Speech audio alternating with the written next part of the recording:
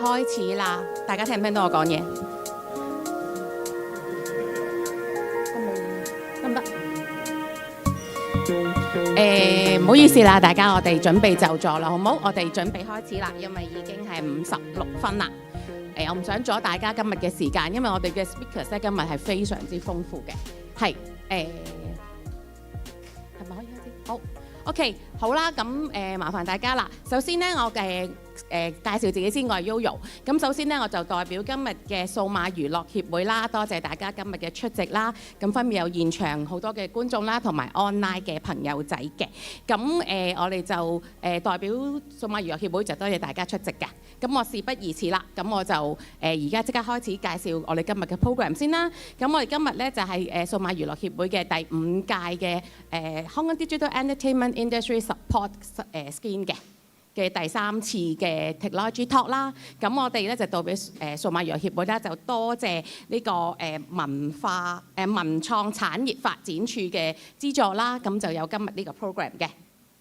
OK， 咁或者我簡單啲介紹一下今次嘅 program 啦。咁我哋呢個program 咧，主要咧都係想幫一啲 fresh grad 嘅學生啦，佢哋可以係入行嘅。咁主要咧就係佢哋容易啲入行啦，咁同埋有多啲知識咧，有關於我哋數碼娛樂業呢一方面嘅。咁我哋就係通常咧就會做2個 program years 㗎啦。咁主要都係好似頭先咁講啦，我哋會有 subsidies 咧，就俾翻我哋香港數碼娛樂業嘅公司啦，咁就去請一啲 fresh grad， 就令到啲 fresh grad 咧容易啲入行。咁同埋咧就係數碼娛樂業嘅公司咧，亦都令到佢哋咧可以幫我哋培育多啲嘅數碼娛樂嘅人才咧，就留翻喺我哋嘅數碼娛樂業咁樣嘅。咁就令到大家都可以容易啲啦，同埋知多啲關於我哋數碼娛樂業嘅消息嘅。咁喺我哋呢個 program 裏面啦，我哋有個 online platform 嘅，咁大家咧可以敷個 online platform 咧，就 submit 你哋嘅 resume 啦，又或者咧直接上去我哋嘅 platform 嗰度咧揾你哋想揾嘅工。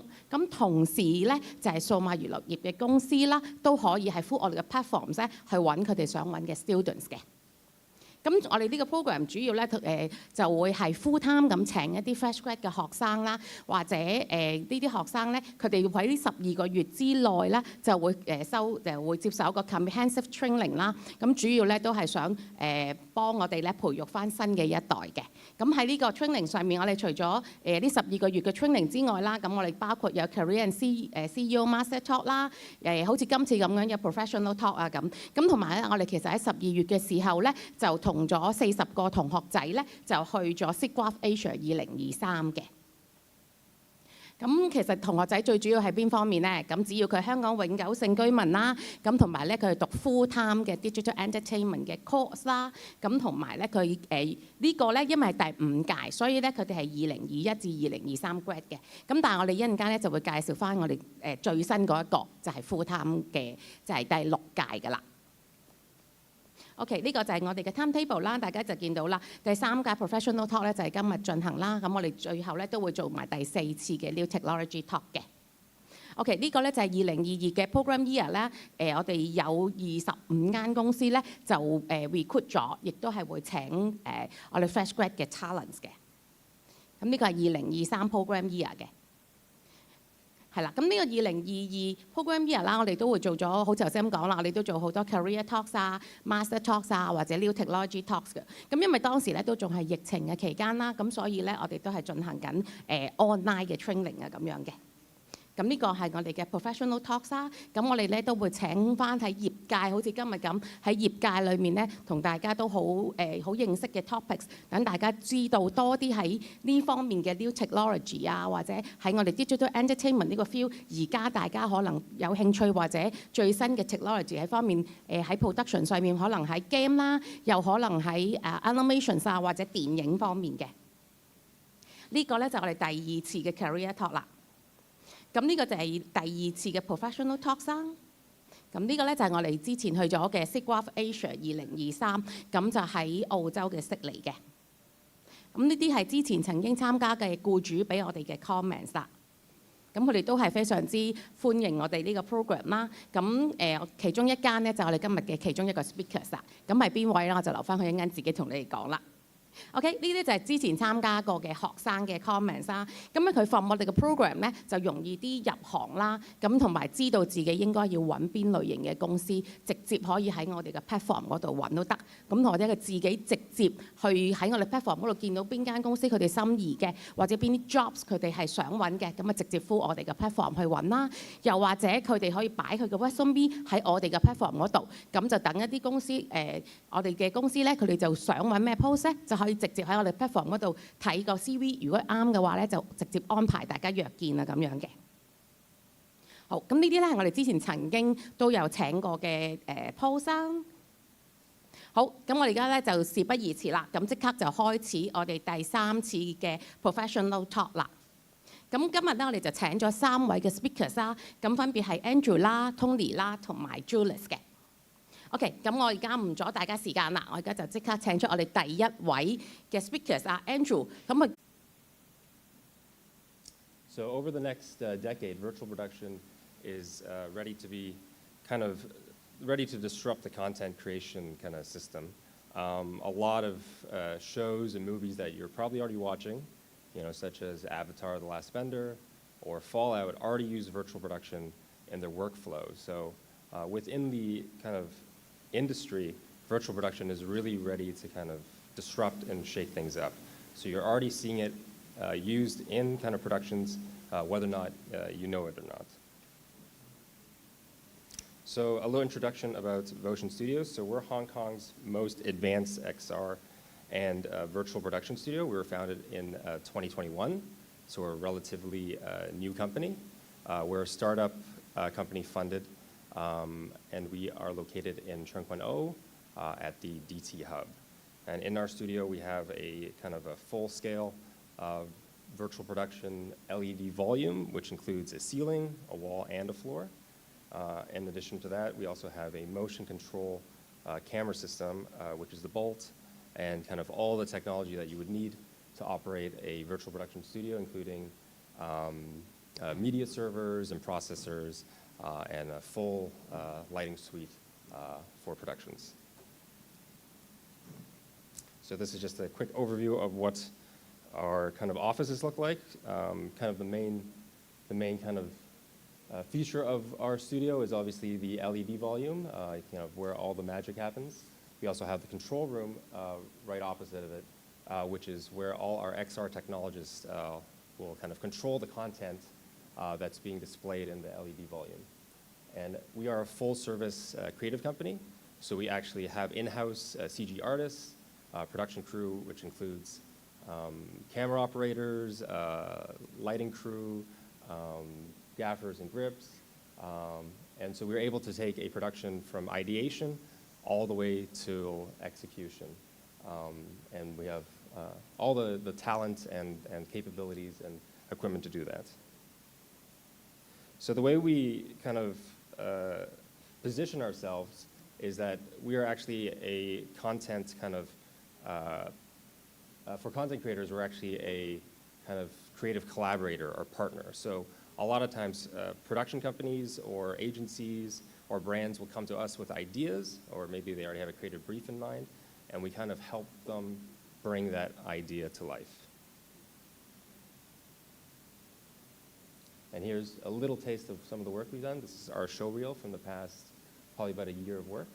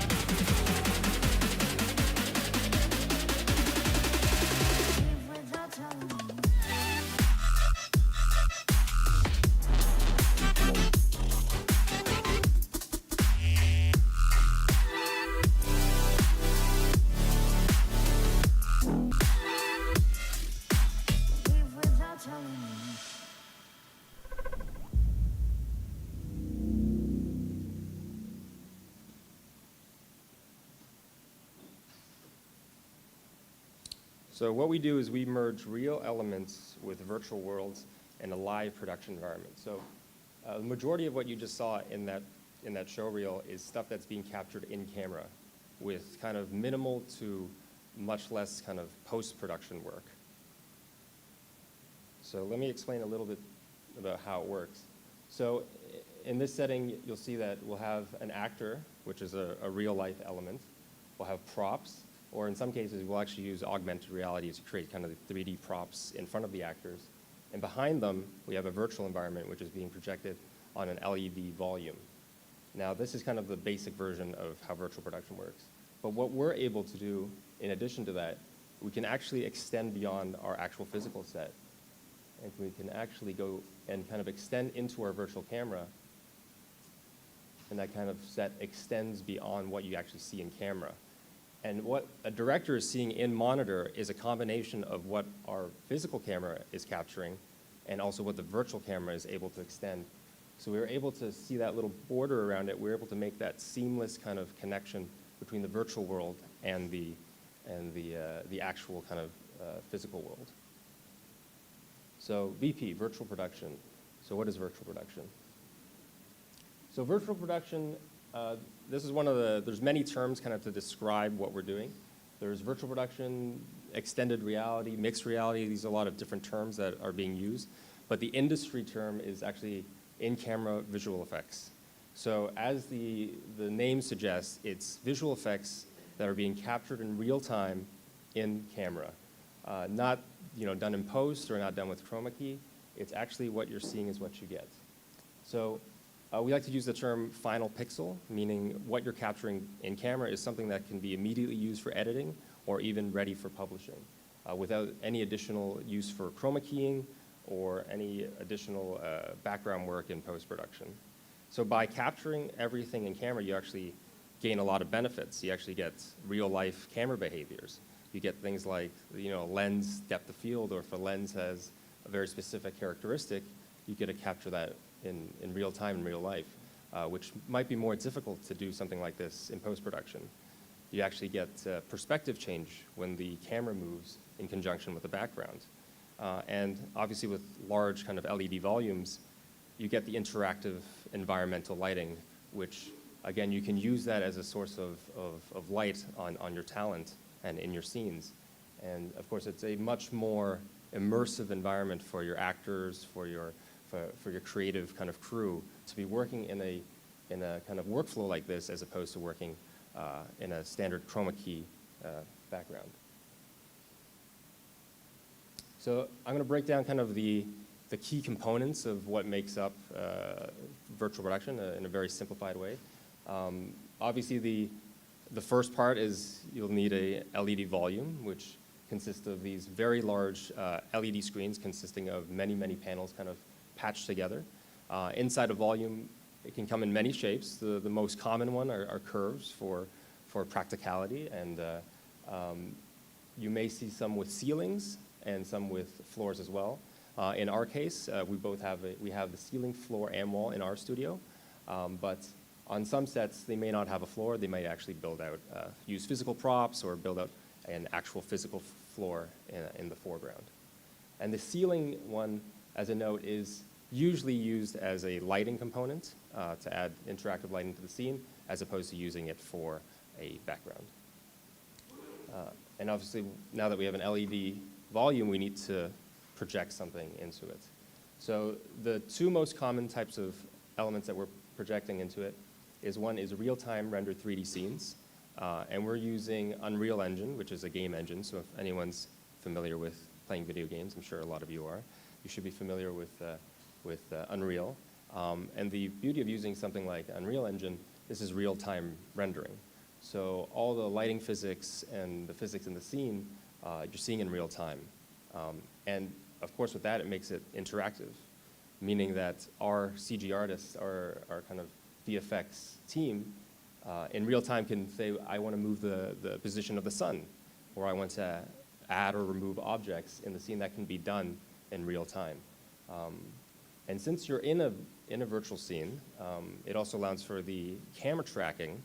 Our real camera can be tracked into the system as if it's a virtual camera So allowing us to, move around the space freely, almost doing like a virtual location scout. So it offers a lot of flexibility for production. The second type of content, which is probably more traditional content you might see for green screen work or rear projection work, is just backplates. So that's either static photos or videos, and this can be captured from real life scenarios. So one of the most popular uses of this is car plates. So capturing, highways and streets, and then placing a car on a stage, and to kind of mimic the idea that the car is driving. And then with that, of course, we have our capture systems. In terms of cameras, I think most modern camera systems will work perfectly inside a virtual production environment, whether or not that's Reds or Aries or even Blackmagics. But the key thing is that we have to be able to track this camera in virtual space. So there are two kind of popular techniques that are being used right now. One is with optical trackers. So the image on the right with that camera. On the bottom you see is basically a standard cinema camera, but if you notice on top, there is this looks like a little spaceship or drone that's sitting on top of the camera.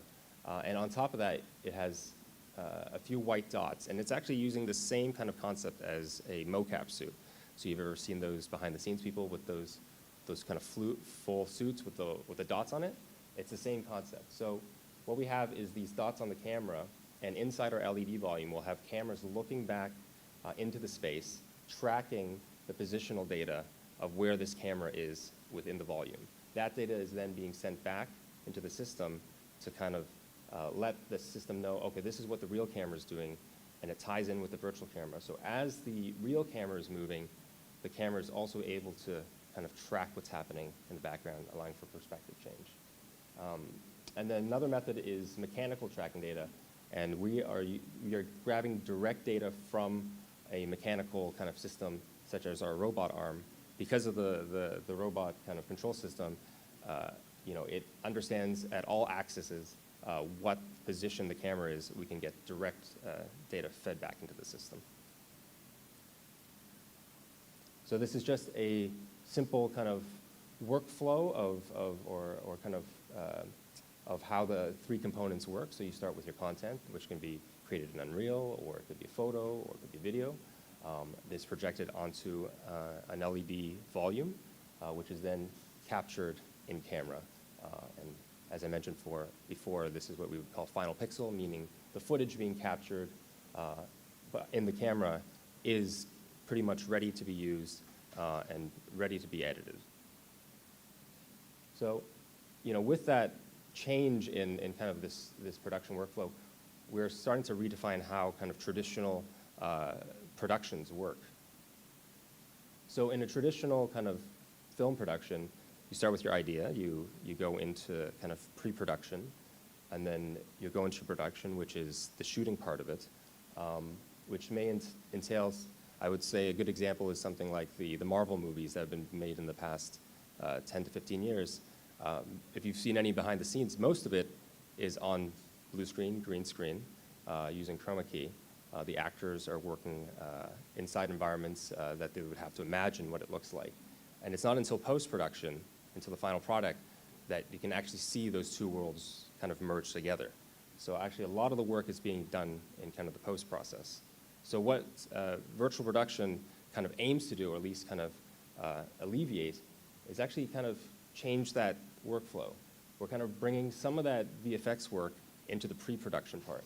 So what this allows is the visual effects department can kind of start earlier in a project, in some sense have more kind of direct communication with the director and communicate creative ideas, because they're actually building the sets to be used during production. So they're able to build out these 3D environments, so by the time it comes to production, the director has these immersive, kind of tangible and interactive sets that he can use on set with the actors, which allows for much kind of a much better way to kind of work in this way. And I think it kind of frees up a lot of creative potential by using this method of production. So just outlining a couple of points. Obviously with virtual production, you get real-time visualization. So a director and DP, they can actually go inside these environments and location scout as if they're actually there.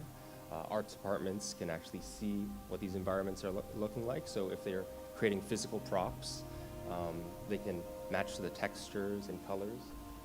With lighting crew, they can see what the lighting environment is like, where the source of the light is, the quality of the light, the color temperature.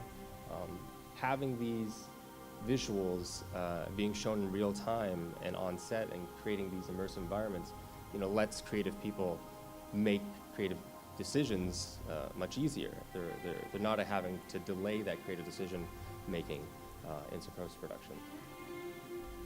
And building on top of that, it obviously allows for rapid prototyping and adjustments.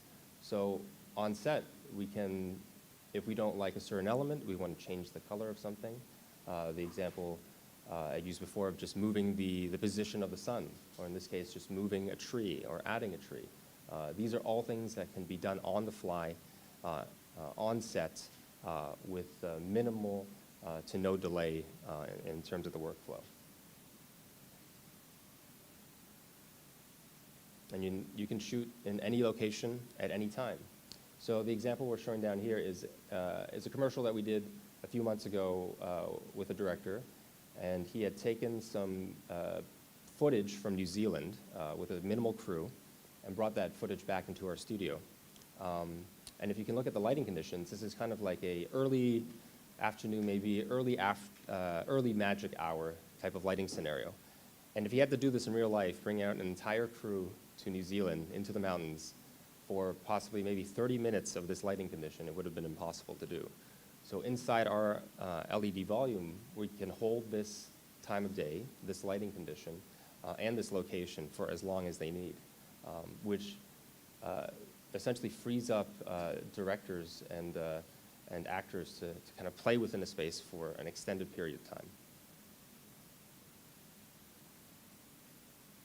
And with virtual production, it allows for better collaboration because, by actually seeing the sets and physically being able to interact with the sets, all the creative collaborators in a team can have a conversation around it. It's nothing that needs to be imagined or, just guessed through mood boards or concept art. You can actually be in these environments, when you're doing it. And as I mentioned before, it helps streamline the post-production process. So instead of fix it in post, we can fix it on set, or even better, fix it before we get to set, because we can already be in these environments before these 3D environments even get projected onto the stage. And there's a lot of creative potential about using something like an LED volume instead of green screen. In this case, this is a spec ad we did with a liquor company. And one thing you'll notice, it's a transparent bottle. It's highly reflective, and it's picking up all the lighting and the interactive kind of elements of the wall onto the bottle surface.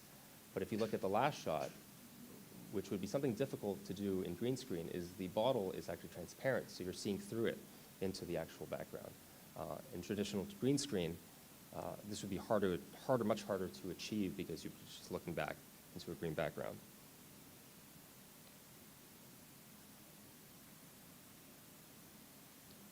And this is for a music video that we did.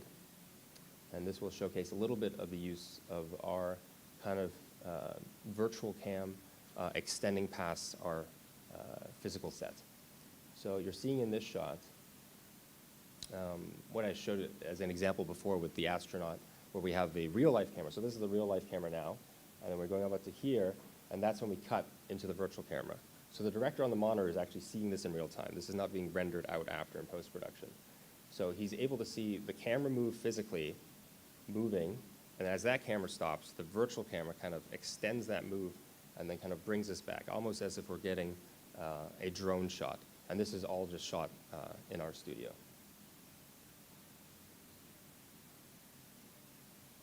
And then last but not least, there's the sustainability and environmental aspect of virtual production. The positive being that, we no longer need to fly out large crews to remote locations. We don't have to transport, heavy equipment to these areas. This can all be done in the comfort of a studio.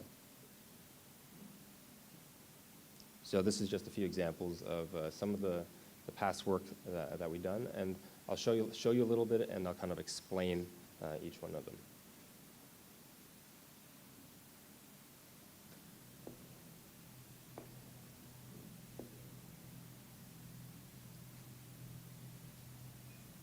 So this is a music video for as a Hong Kong pop star, Jeffrey. So all the environments that you're seeing behind him, well, actually there's a bit of a mix. So this is a mix of unreal scenes, actual location filming, and a little bit of what I mentioned before, photo backplates. So in this case, this is a photo backplate of a lighthouse. And this is a Unreal, fully interactive Unreal scene created in 3D. So you'll see with this, you'll also see the camera tracking with the background. And this is a real life location. So we're able to kind of use multiple tools within one video. And I would say they would cut fairly, the transition between them is fairly seamless.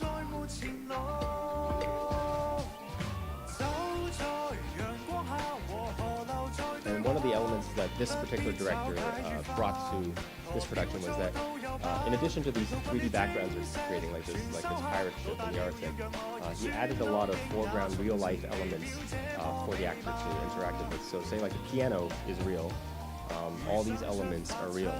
And having these real-life kind of elements merged with kind of a virtual background, it really adds to the kind of the sense of realism. So here, this is the cathedral that we did in Unreal. And real-time adjustments were made. This is kind of what the scene looks like you would see, rendered out. But actually on stage, we were able to make real-time adjustments, like actually turning that scene blue. We just added that tint on set. That was not something that was done during the color timing or in post-production. And again, this is something that we turned around fairly quickly, just as a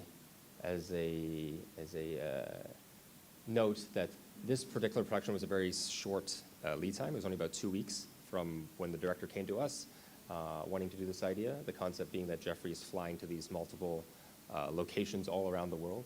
And one particular one he really wanted to achieve was a pirate ship in the Arctic.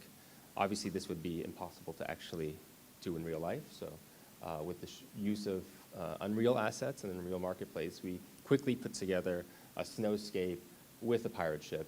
And you're seeing these, in this, it still looks very much like video game looking, but by the time we get to the stage and on camera, I think the sense of realism with addition to the lighting and the props, I think we can really sell it as an actual set. And here's another project. 用 Smooth 為生活鬆綁 ，Nescafe 全身 Smooth Black， 低糖輕盈，輕甜絲滑易入口。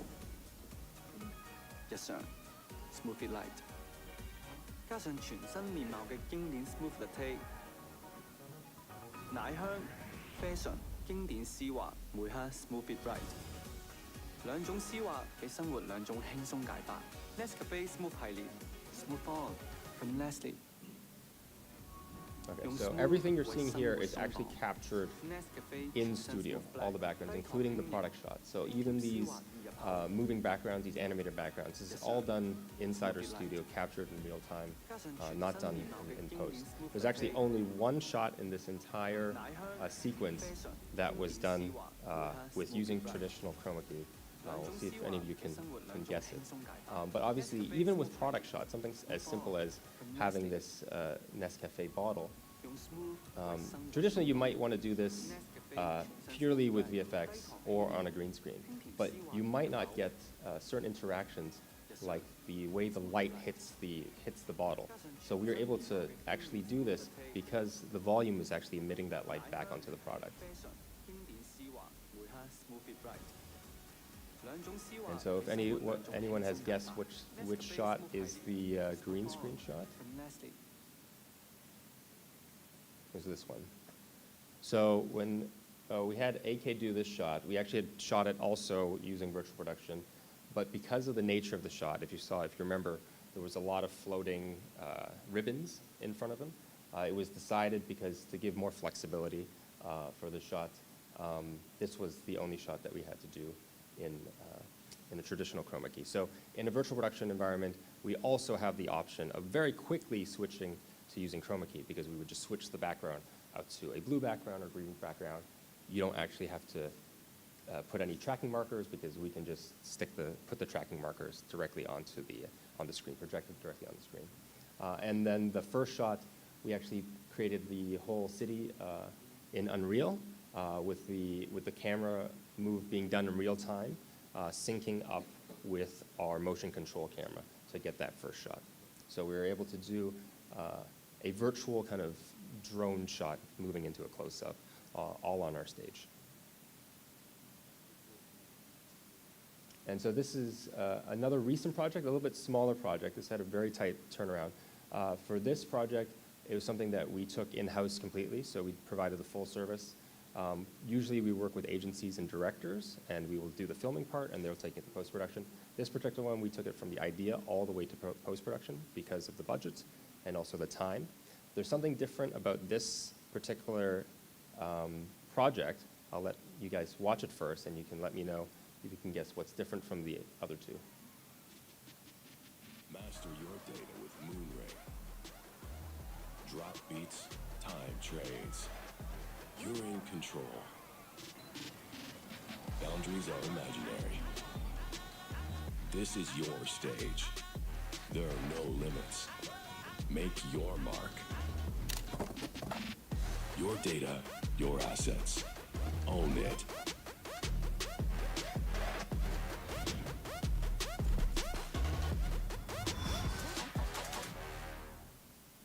All right.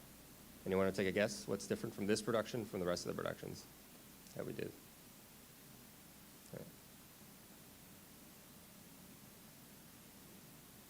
So all the locations were done with AI.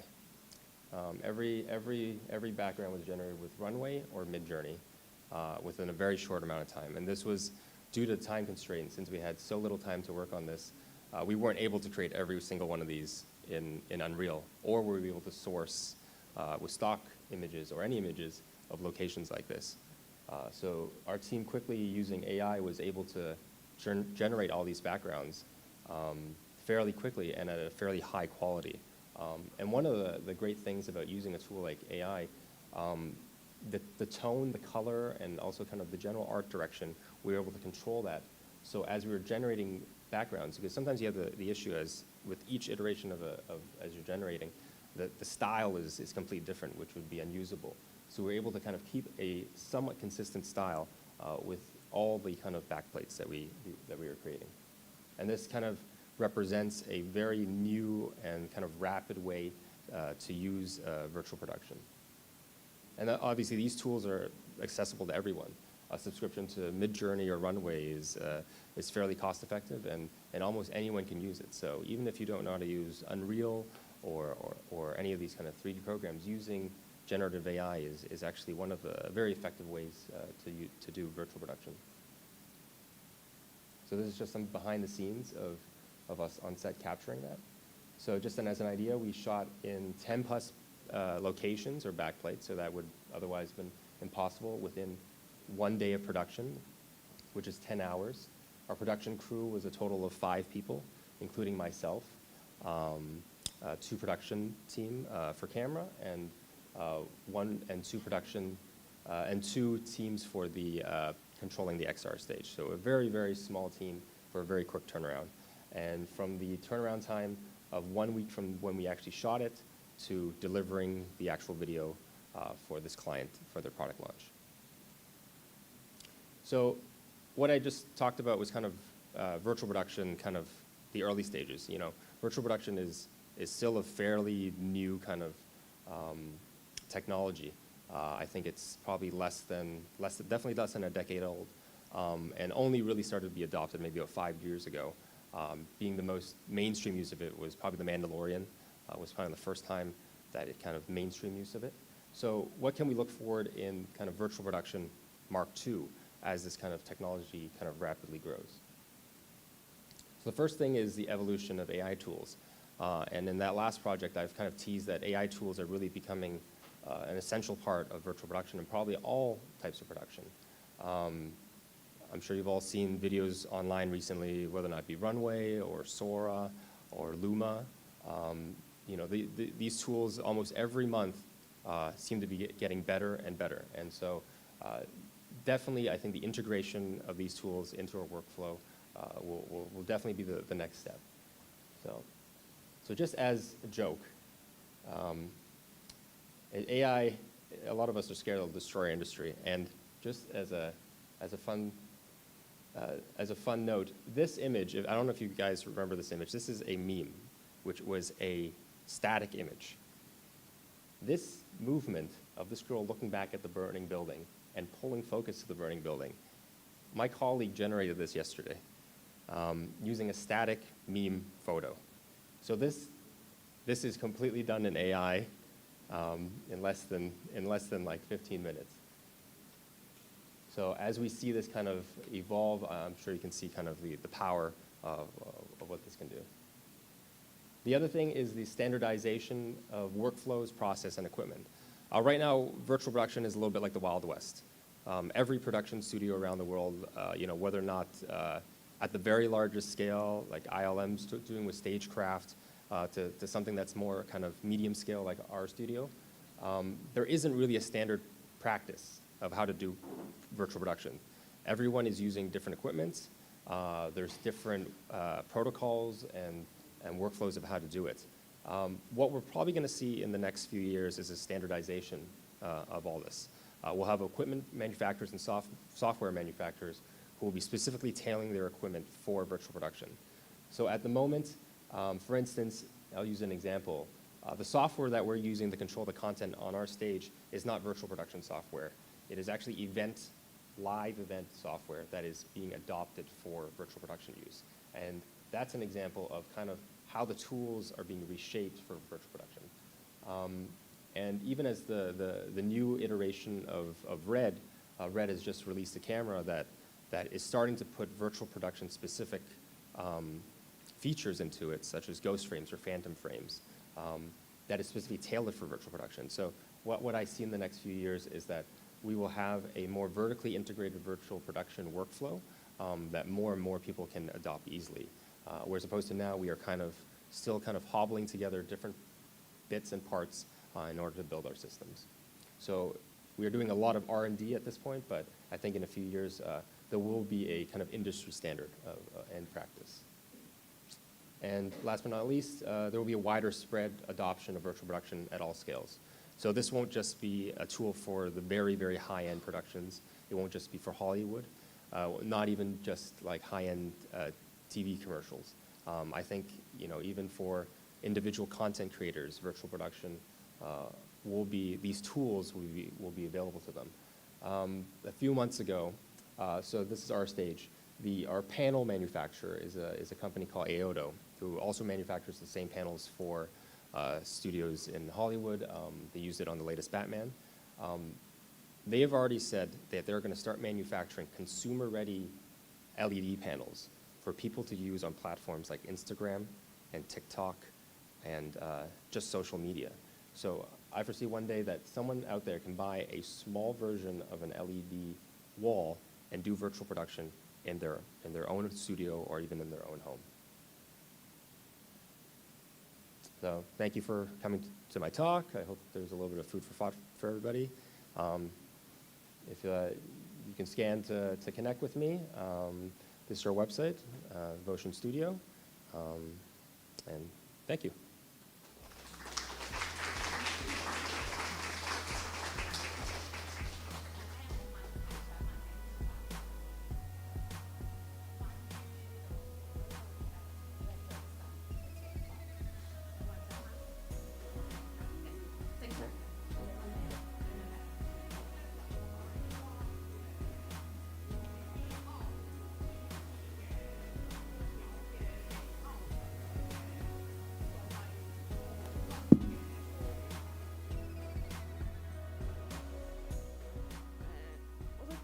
咧就係睇過嘅，唔止 VR 定係啲 AR 等等。我頭先就係 virtual products 咧，主要係嘅好多工序要喺呢度做啊。係咪有好多工序要做喎，Andrew？工序有好多 procedure，so many procedure need to be checked yes. before the TVC? Yes, I said so. In one of my earlier slides, I said like in virtual production, a lot of the work is being done in pre-production before we can get it to the shooting on the stage.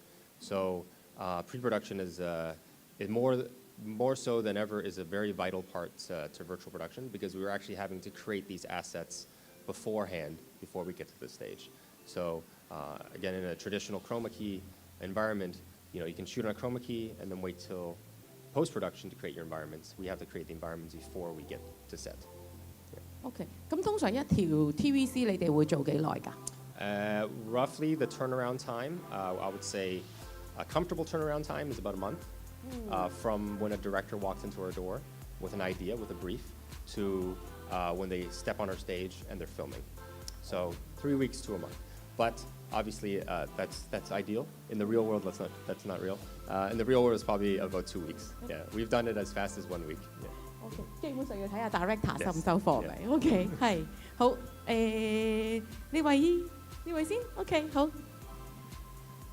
喂 ，Andrew， 我唔係嚟應徵啊，如果你應徵啊，50年前應徵啊。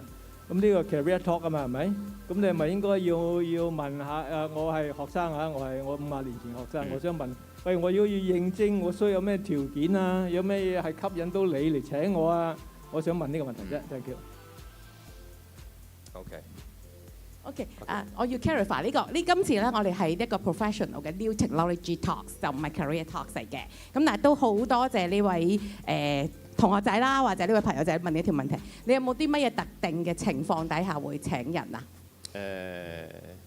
？Any special requirements to I would say recruit? so. There's two. Our companies kind of we have two teams. Obviously, we work very close in collaboration. There's two ways to kind of get into virtual production.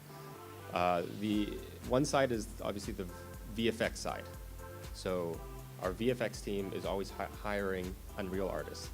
And Unreal artist is somewhat of a demand in the industry, across the entire industry.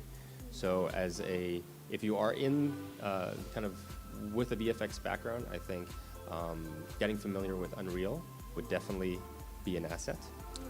I'm from a production background, so my background is actually from cameras. So I started out in cameras as a camera assistant, kind of moving my way up as a director of photography. From that standpoint, virtual production, the real part of virtual production, still requires a lot of hands-on camera experience. So from a production standpoint, the path of going up as a camera assistant, camera operator, these are also skills that are very valuable for a company like us. OK， 都係要睇翻每個唔同嘅工種，佢哋有唔同嘅需求啦。咁睇下你哋想入邊一行，或者係入邊一個 post， 咁就睇翻你哋自己中意想喺邊個 post 嗰度發展咯。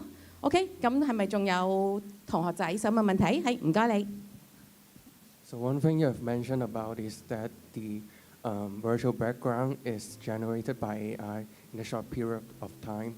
So will AI replace the creation of background by manually or by creation software in the future, or even replace real life props? I think real life props, no, because we still want physical objects, just like actors. I mean, I think we've all seen those AI videos. They look good. They're about 2 or 3 seconds long. I'm not sure if you want to watch a 2-hour AI movie yet. And I'm not sure if AI-generated performances, acting, works yet. So I think there's still a way to go when everything's fully AI. So we're still at that merging point where we have real-life elements and kind of AI elements supporting. In our use case, AI has definitely helped us in terms of creating backplates, backgrounds. It's, to an extent, alleviated us of having to look for using stock footage, or capturing it in real life, because I think the AI generated ones are actually quite usable for our use. But in terms of creating a 3D environment, no, AI can't quite, we haven't quite gotten there yet with AI. And as I mentioned earlier, with a 3D environment, it has much more flexibility and interaction than a static background. So in an AI generated background, I can't change the time of day. I can't change the lighting condition. I can remove an object, but obviously I would be bringing it back and removing it, say, with like generative fill. But I couldn't do that in real time. When a director looks on one of our 3D sets, they can go, oh, I want the ship to move this way. I want the sun to be setting. I want to add more object in the scene. So I still think AI is a supportive tool, not a replacement tool for everything we do. So I think that's going forward, that's kind of what we see AI as. Yeah. OK， 呢個同學仔已經問到好前啦，而家佢問到 AI 呢方面啦，我哋都可能係考慮下一個 topic 先。OK， 咁仲有冇同學仔想問問題？係咪有？同學仔係。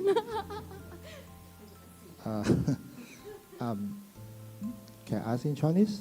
Yes, Chinese okay. OK， 我想問一問咧，即係以前咧，我哋 old school 嘅時候咧，我哋做，例如以前我拍過黃飛鴻咁樣啦，咁我哋做個佢拍緊嘅時候，我哋要做個promo 俾佢，咁咧就例如一個星期嘅工作啦，咁樣我哋會用3-4日咧，佢做個 idea generation 咁樣嘅，跟住就喺個場或者附近有咩就拍3-4日咁樣啦。咁其實出嚟個結果就係我哋會好多時間喺嗰個 concept 嘅 development 上邊，rather than嗰個即係嗰個 production 可能會係5比咁樣啦。咁但係我哋而家見到嘅其實就係會唔會嗰條天其實已經冇分得咁清楚，即係個 advertisement 嗰個 idea 個 generation 嗰個工種同埋你哋 production 嘅工種已經係冇分得咁清楚，或者你哋自己做埋咁樣，或者個比重係幾多？現在I think this one I'll answer is it depends on the project, because we don't position ourselves as a rental house. You don't just come and shoot in our studio. You use our services and our staff and our kind of technical and creative ability to help you bring your idea to life. So actually, we bring an idea to you and then you do the shooting. Yeah. Right. Yeah. But obviously with different projects. So in the case of say like the Jeffrey music video, so I'll just use a tangible asset. The director. James Lin from Mutual. He was the director. He had the concept, came with concept boards, mood boards, and then brought that to us. And then we, in turn, created 3D assets and built the environments, did tests on our stage. So that by the time he brought in Jeffrey and all the props and all kind of the traditional filmmaking tools, cameras and everything, we had already kind of set the stage for him to play. Obviously, we on set day we will work, directly with him. We're like, oh, the robot arm can do these moves. We can change the lighting to be like this. We can change the scene to be like this. So there's a much more tighter collaboration that way. But in the same token, there's been projects where the client already has backgrounds. They have a background they already want to use. They have their own visual effects artists, or they've found backplates or stock that they want to use, and they'll come to our stage, and we simply just help them project on the stage, correct it for the perspective, maybe help with the lighting, and add it as a kind of give technical added service to them. And then in the moon ring, that last one we showed you with the AI, that was from us completely. So that was from simply a client coming directly to our company with kind of zero, like just a product, and saying, oh, we want to launch this product in this time frame. Can you come up with an idea? We want to use virtual production. Can you come up with a concept that best utilizes or optimizes virtual production? So we work at all scales. So we kind of welcome any level of collaboration with anybody. Yeah.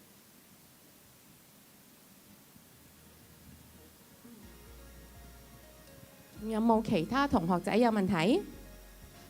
仲有冇問題 ？OK， 我哋正常嘅同學仔係怕醜嘅，之後咧你就會俾人捉住㗎啦。所以你唔好走住啦。好啦，我哋再一次俾掌聲 Andrew 先，唔該晒 Andrew，Thank you very much Andrew。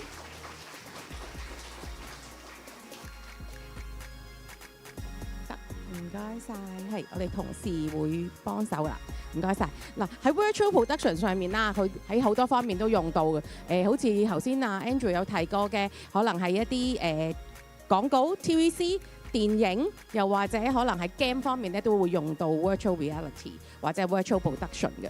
咁其實或者我講少少啦，我同事仔喺度準備緊嘅時候，其實我當初點解會捉阿 Andrew 今日落嚟幫我哋講咧？其實主要咧都係因為我喺今年嘅 Filmmaking 嗰度咧就見到佢哋嗰套 tools， 咁我就覺得咦喺拍電影上面啦都用到呢套 tools， 咁而家都係比較新同埋會比較多，想多啲人認識或者想多啲同學仔認識，因為唔係所有同學仔都可以入到 Filmmaking， 所以睇到佢哋嘅 demonstration 嘅，咁所以咧我就捉咗阿 Andrew 咧就過嚟幫手幫我哋講，咁我就想帶多啲 new technology 上面嘅嘢咧，就係俾我哋digital entertainment 嘅學生啦 ，no matter what 你哋係準備要grad 啊，或者係 grad 咗啊，或者係啱啱做緊呢一行嘅同事仔，咁都可以知道多方面啲嘅技術啊咁樣啦。好啦，咁我哋事不宜遲啦，咁我哋準備下一位嘅 speakers 啦。咁好似頭先已經就講咗 virtual production 啦。咁其實 virtual production 同大家可能online 嘅朋友仔都會見到㗎啦。咁我哋今日咁靚靚嘅場咧，頭先我唔好意思啊，我唔記得咗要多謝沙田 Ivy 嘅同事仔啦。咁佢哋咧幫我哋手啦，今日喺個咁靚嘅場嗰度同大家見面。咁大家都見到啦，呢個係 Metaverse Innovation Centre。咁我哋今日顧名思義啦，都講一講 Metaverse 喺最新嘅發展又係點嘅。咁或者我哋唔該晒 Tony 先，唔該晒。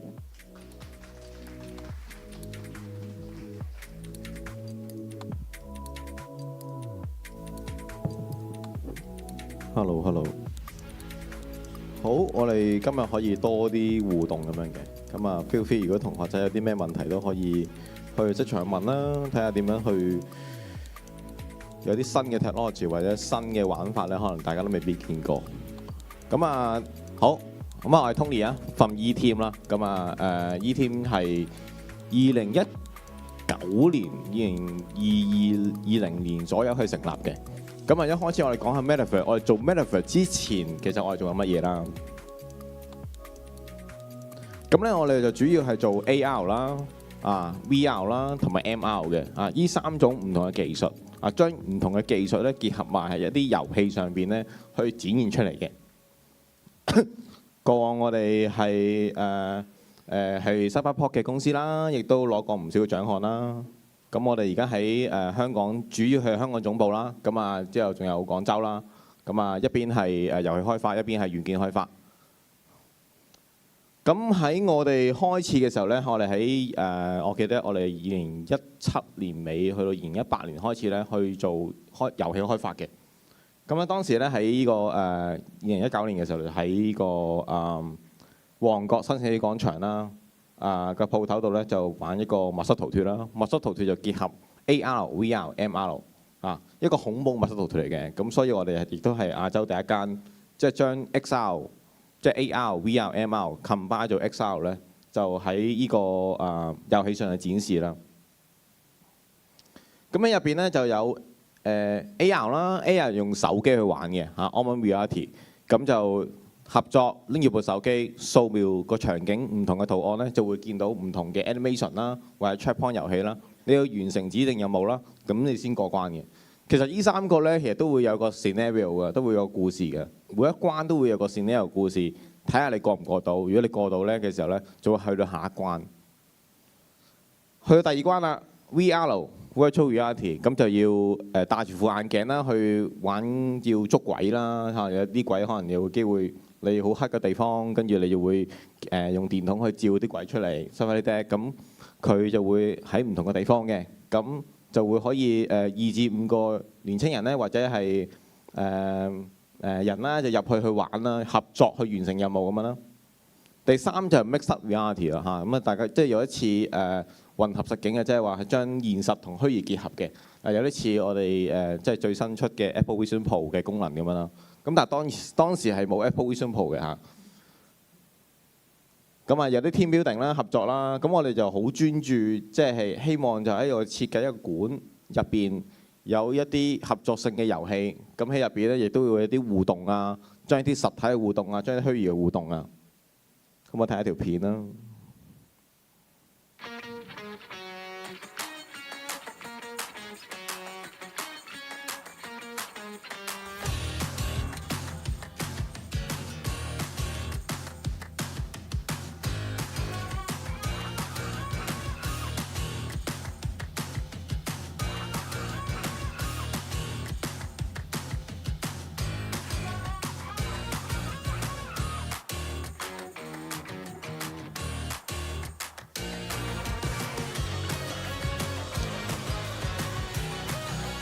咁你見到有啲震動背心嘅震動手溫震動背心啦，同埋震動手環啦。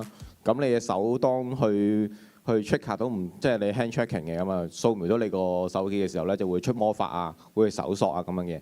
咁啊係即係主要係做一個比較沉浸式嘅體驗啦，喺入邊啦。咁啊有一啲位咧其實都幾得意嘅，其實即係譬如我哋喺即係我哋將一啲唔同嘅虛擬嘅一啲鬼魂啦，佢有故事啦，佢會嗌交啦，就擺落去一個場景上邊。咁所以當你玩嘅時候咧，就 exactly 咧，我要擺嗰個 animation 喺一個位置就，佢會永遠都會喺一個位置嘅，咁啊擺喺個位置咁你 let's say 你就算你去有一個 tracking system 啦，咁就令到佢可以我想擺去邊個位，佢就會喺邊個位嚇你，邊個位出現。咁啊，你見到其實前面佢個 cam 咧有個 cam 嘅，咁當時冇 Apple Vision Pro 啦，咁所以我哋就改裝咗一啲 VR headset 咧，令到佢又可以見到實景嘅咁功能。咁啊，同時間亦都 check 緊個世界，咁所以咧其實就幾好玩嘅。咁啊不過好快好似2022年咧開始推出Quest 2啦，唔知你大家有冇玩過 VR？Quest 2、Quest 3同埋近排 Apple Vision Pro 啦，都會有 Mixed Reality 功能嘅。所以大方向就係 let's say 用下啲 Mixed Reality 嘅功能啊，就未必係 VR 噶啦，其實可能係 MR 去玩法噶啦。即係 VR 同 MR 最唔同嘅地方就係一個係見到實景，一個係見唔到實景嘅，一個全虛擬。所以話咧，如果當你要去玩啲 game 嘅時候咧，可能要去到同啲真實嘅 object 佢要去結合嘅，要去互動咁樣嘅。咁呢個都係得意嘅地方。同埋而家大部分嘅方向都係你會見到你會係用 camera 去投射翻嗰個影像喺 MR 去睇到你個畫面嘅。咁所以咧當我哋嗰陣時喺萬聖節嘅時候就好玩啦。咁啊 let's say 萬聖節咧就即係請咗啲真嘅鬼翻嚟，咁咧就當佢去到某個環節咧，就會出嚟嚇佢哋咁樣嘅咁啊佢亦都佢喺個 MR 上面咧，佢係分唔到呢一隻鬼係真啦定係假嘅咁啊，所以就個好玩嘅地方。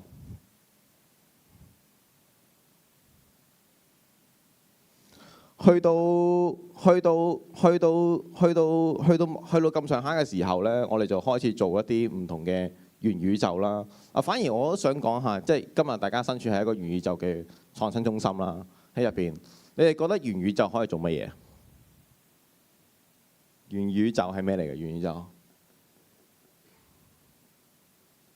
有啲人又會覺得元宇宙就係 Sandbox 啦，有啲人會覺得元宇宙就係區塊鏈啦，係嘛？有啲人覺得元宇宙係好虛嘅一樣嘢啦，唔係好夠現實啦。元宇宙咁，但係大家有冇玩過元宇宙？有冇玩過？有啦，有乜嘢啊？其實大家日日都玩緊元宇宙，只不過 platform 問題有冇玩過食雞啊？係嘛？有玩嗰啲 multiplayer 嘅槍 game 啊？係嘛？佢哋全部都係你可以好多人一齊進行互動噶嘛，你可以100個人一齊去進行互動噶嘛，你可以喺線上做互動噶嘛。而家嘅元宇宙同以前嘅元宇宙最大嘅分別咧，即係呢個定義其實都好多人有好多唔同嘅諗法嘅。有啲人會覺得係 Web3 係元宇宙有啲人覺得係其實區塊鏈就係元宇宙咁樣。其實我嘅定義咧就唔係咁樣嘅。我嘅定義就係一個跨平台，即係話如果你係唔需要裝 app， 亦都唔需要話喺電腦裝個程式，你又可以係線上任何人都好容易咁樣去做一個 multiplayer， 去做一個合作，去做一個遊戲，做一個互動，我哋就叫元宇宙啦。呢個就係我哋嘅定義。咁過往都做過好多 case 啦，即係譬如幫某啲機構啦，將一啲一啲 innovation 嘅產品啦，或者係啲大廈咧，就喺元宇宙重建啦。咁你 access 一個 link 咧，就會見到入到去就會去參觀唔同嘅地方咁樣嘅。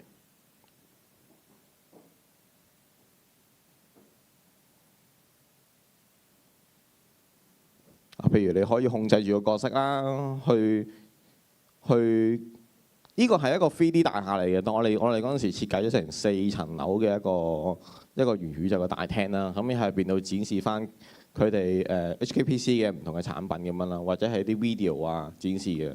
咁啊，有啲位置咧，其實都係俾人去做講座嘅，即係你可以想像一下啊！而家我哋有實體啦，而家亦都 live streaming 緊去 online 啦，即係線上嘅人都會睇到我哋今日我哋講緊嘢啦。其實亦都可以將我哋而家線上嘅一啲嘢，其實可以用元宇宙去入嚟去聽嘅。咁當然啦，其實我哋嘅元宇宙就希望就話將線上同線下一齊結合嘅，即係唔係話就係線上，當佢嚟唔到嘅人嚇，或者係身處喺唔同嘅地方，佢都或者係成本低啲嘅。其實因為如果當喺線上做展覽嘅時候咧，其實會比較又唔使去搭車啊，又會比較快去可以接觸到唔同嘅人嘅互動啊咁樣嘅。咁呢個都幾得意嘅，因為當時即係設計元宇宙嘅時候咧，其實開始諗到開始冇諗到咁大嘅，其實冇諗到4層樓嘅其實。但係呢一個就即係整咗個4層樓，咁仲要喺個 web platform 係可以溫得到嘅，係咪都係比較 crazy 嘅一件事情啦。咁我開始去到一個位咧，我就發覺我唔係做遊戲嘅，我發覺我喺度做緊即係室內設計咁樣嚇，咁啊就設計緊究竟入邊有啲乜嘢可以。個 building 係點樣咧？啲位點樣擺咧？開始就去變咗室內設計咁樣嘅，都幾得意嘅一個過程。咁但係有啲位就係專俾人去玩遊戲啦，專俾人去講 talk 啦。咁啊，呢度有冇 link U 嘅學生啊？有冇？有冇？有嘅，係啊，唔敢講啊嚇。咁啊，最近就 link U 就用咗我哋嘅元宇宙 platform 啦，因為開始我哋去做宇宙嘅時候咧，我哋就開始建立自己嘅 platform 啊，即係建立自己嘅元宇宙 platform 嚇。即係點解要建立元宇宙 platform 咧？因為過往咧其實都係用緊人哋嘅 platform， 即係咧，所以我哋都喺個全世界最出名嗰個係就叫 Spatial 啦，亦都有其他嘅唔同嘅 platform 啦。咁但係有啲限制嘅，即係譬如如果我要將 AI、ChatGPT 擺落去個元宇宙上邊，其實係唔得嘅，係咪先？你只不過用緊人哋嘅系統啊，你冇辦法去加你嘅系統上邊，或者係佢要 mobile app 佢先入到嘅手機話。咁我唔係喎，我想做一個任何嘅 device 都可以入到嚟喎。咁所以就建立咗我哋嘅平台。而我哋平台咧不斷咁去加功能嘅，其實而家。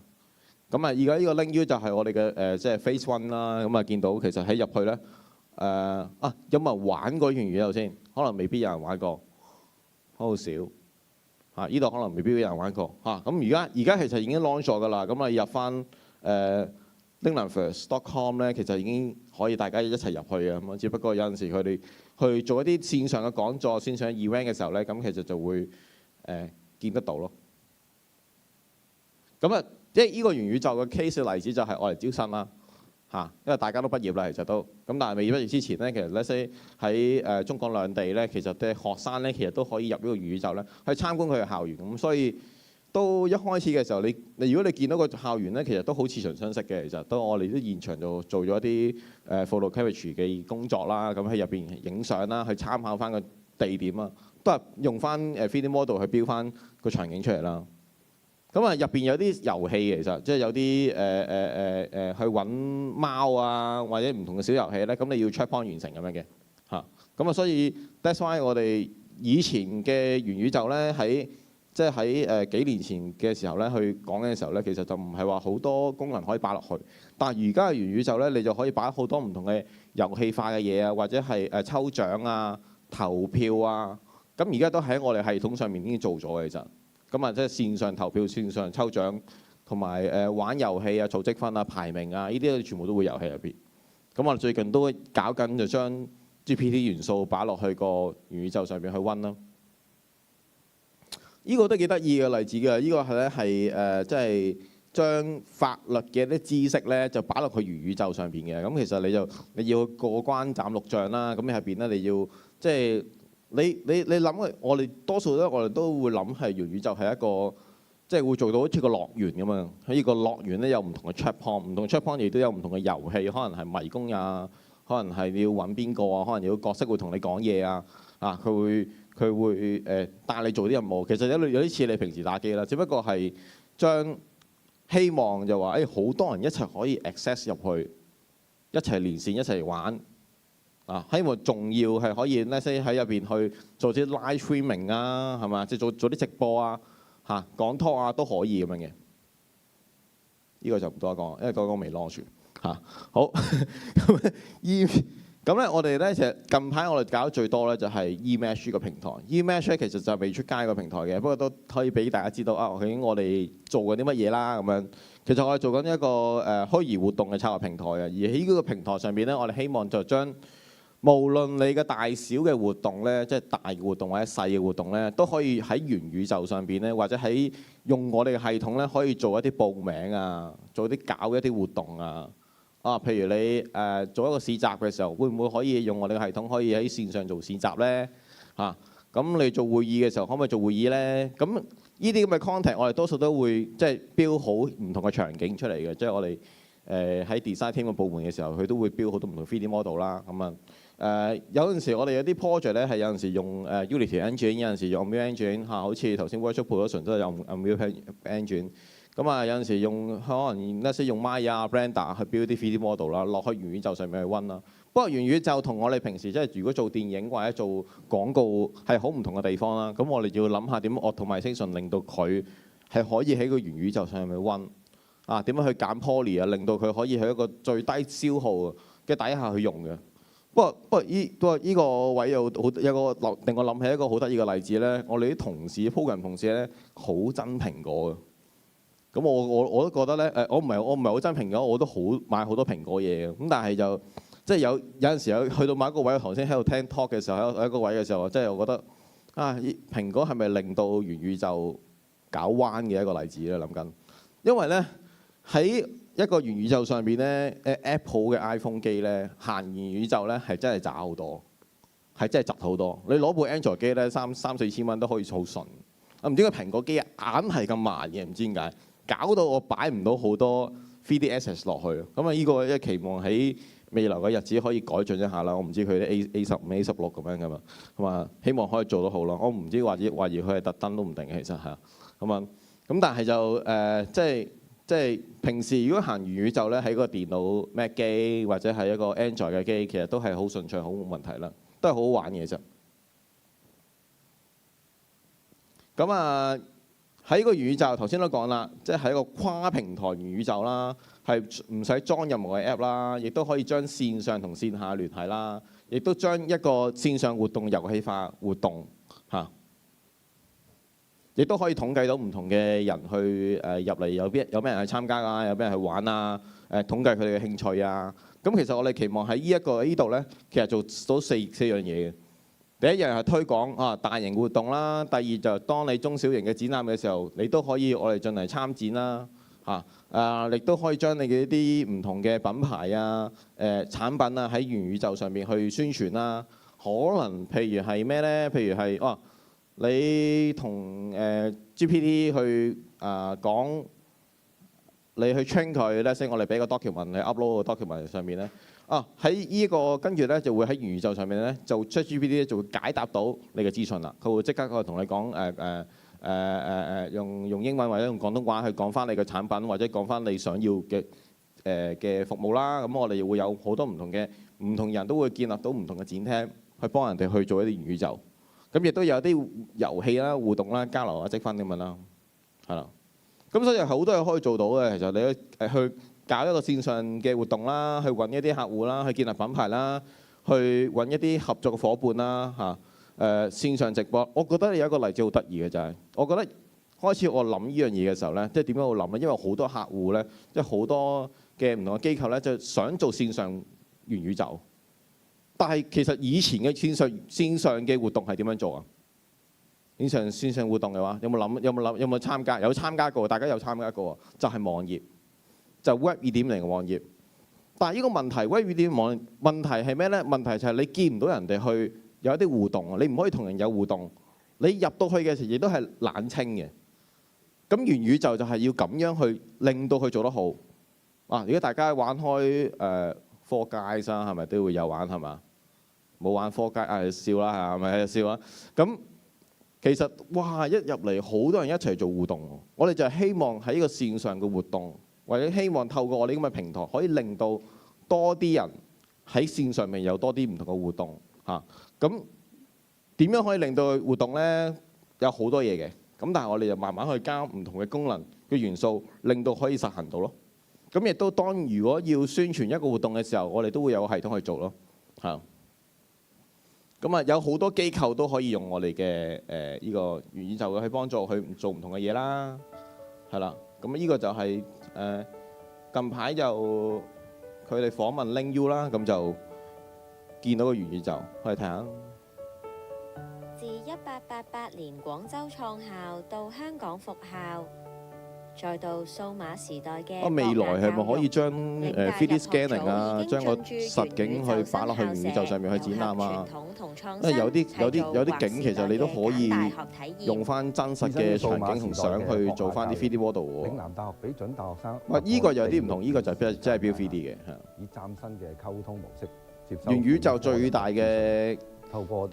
亦都最大嘅障礙、最大嘅問題係點樣可以做得到喺線上邊咁多人一齊入去，亦都唔會窒機喎。全天候開放，同學可以化身虛擬角色，探索校園嘅每個角落。咁但係同時間我哋都整緊個手機版，係。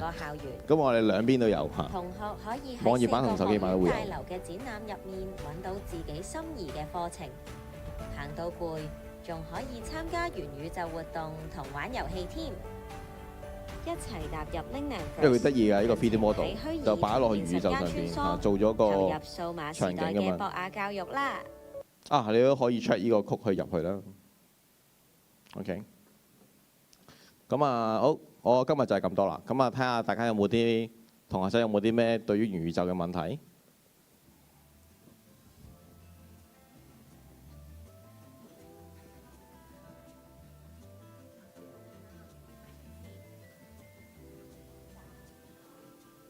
係，唔該晒。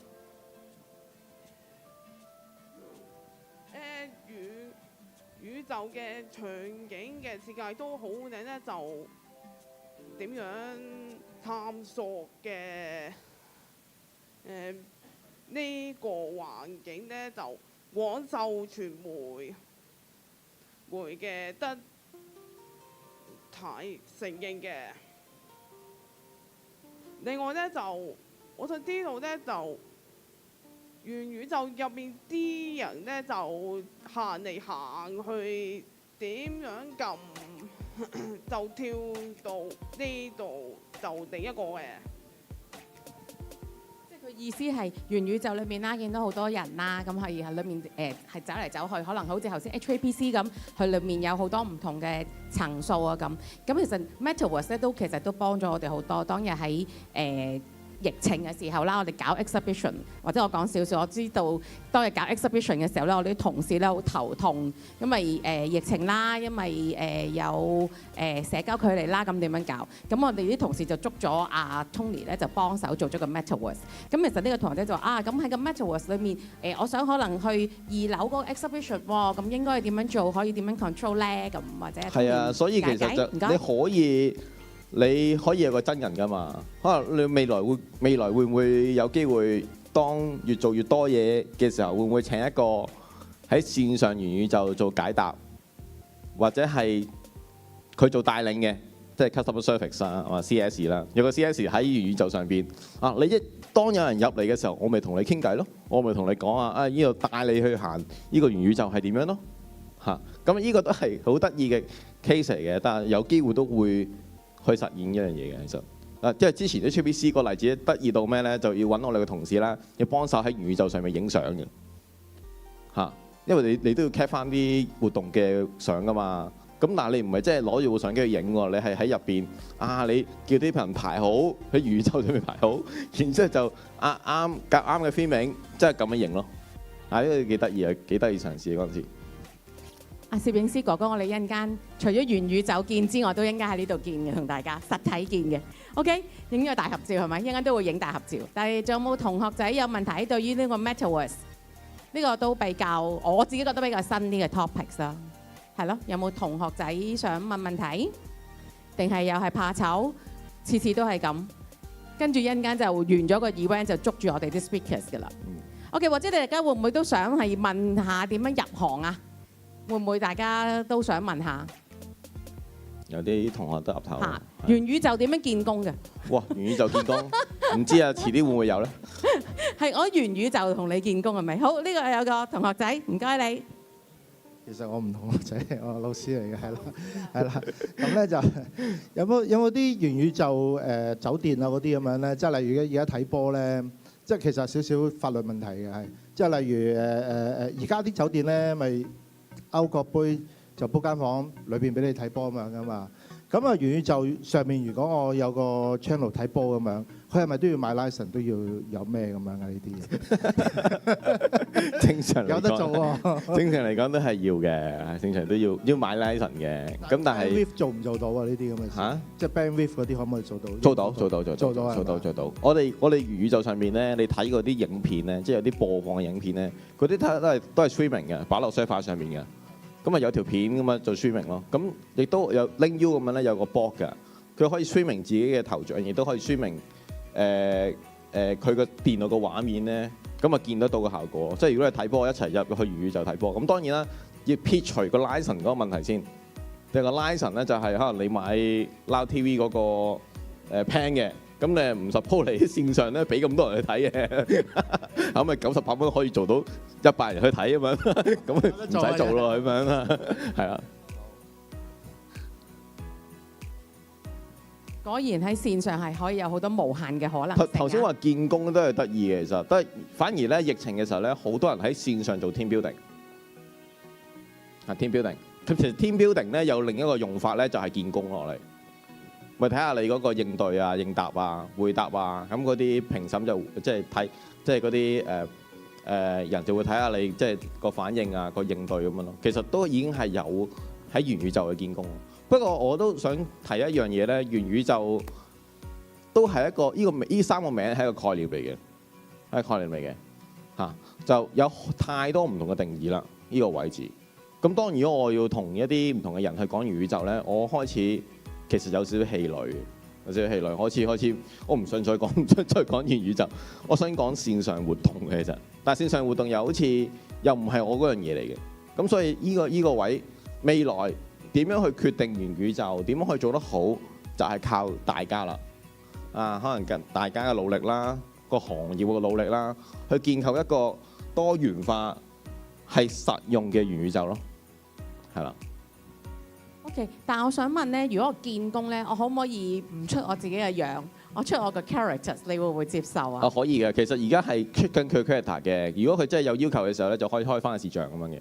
OK， 即係我唔出自己嘅樣都得㗎嘛？我翻工嘅時候你先見我。係可以嘅，可以。OK， 你有冇特定要求？我見到你有個同事仔頭先喺度嘅，好彩佢行開咗。咦，係喎，喺度。哎呀，你點樣請人㗎？講少少啊！點樣請人啊？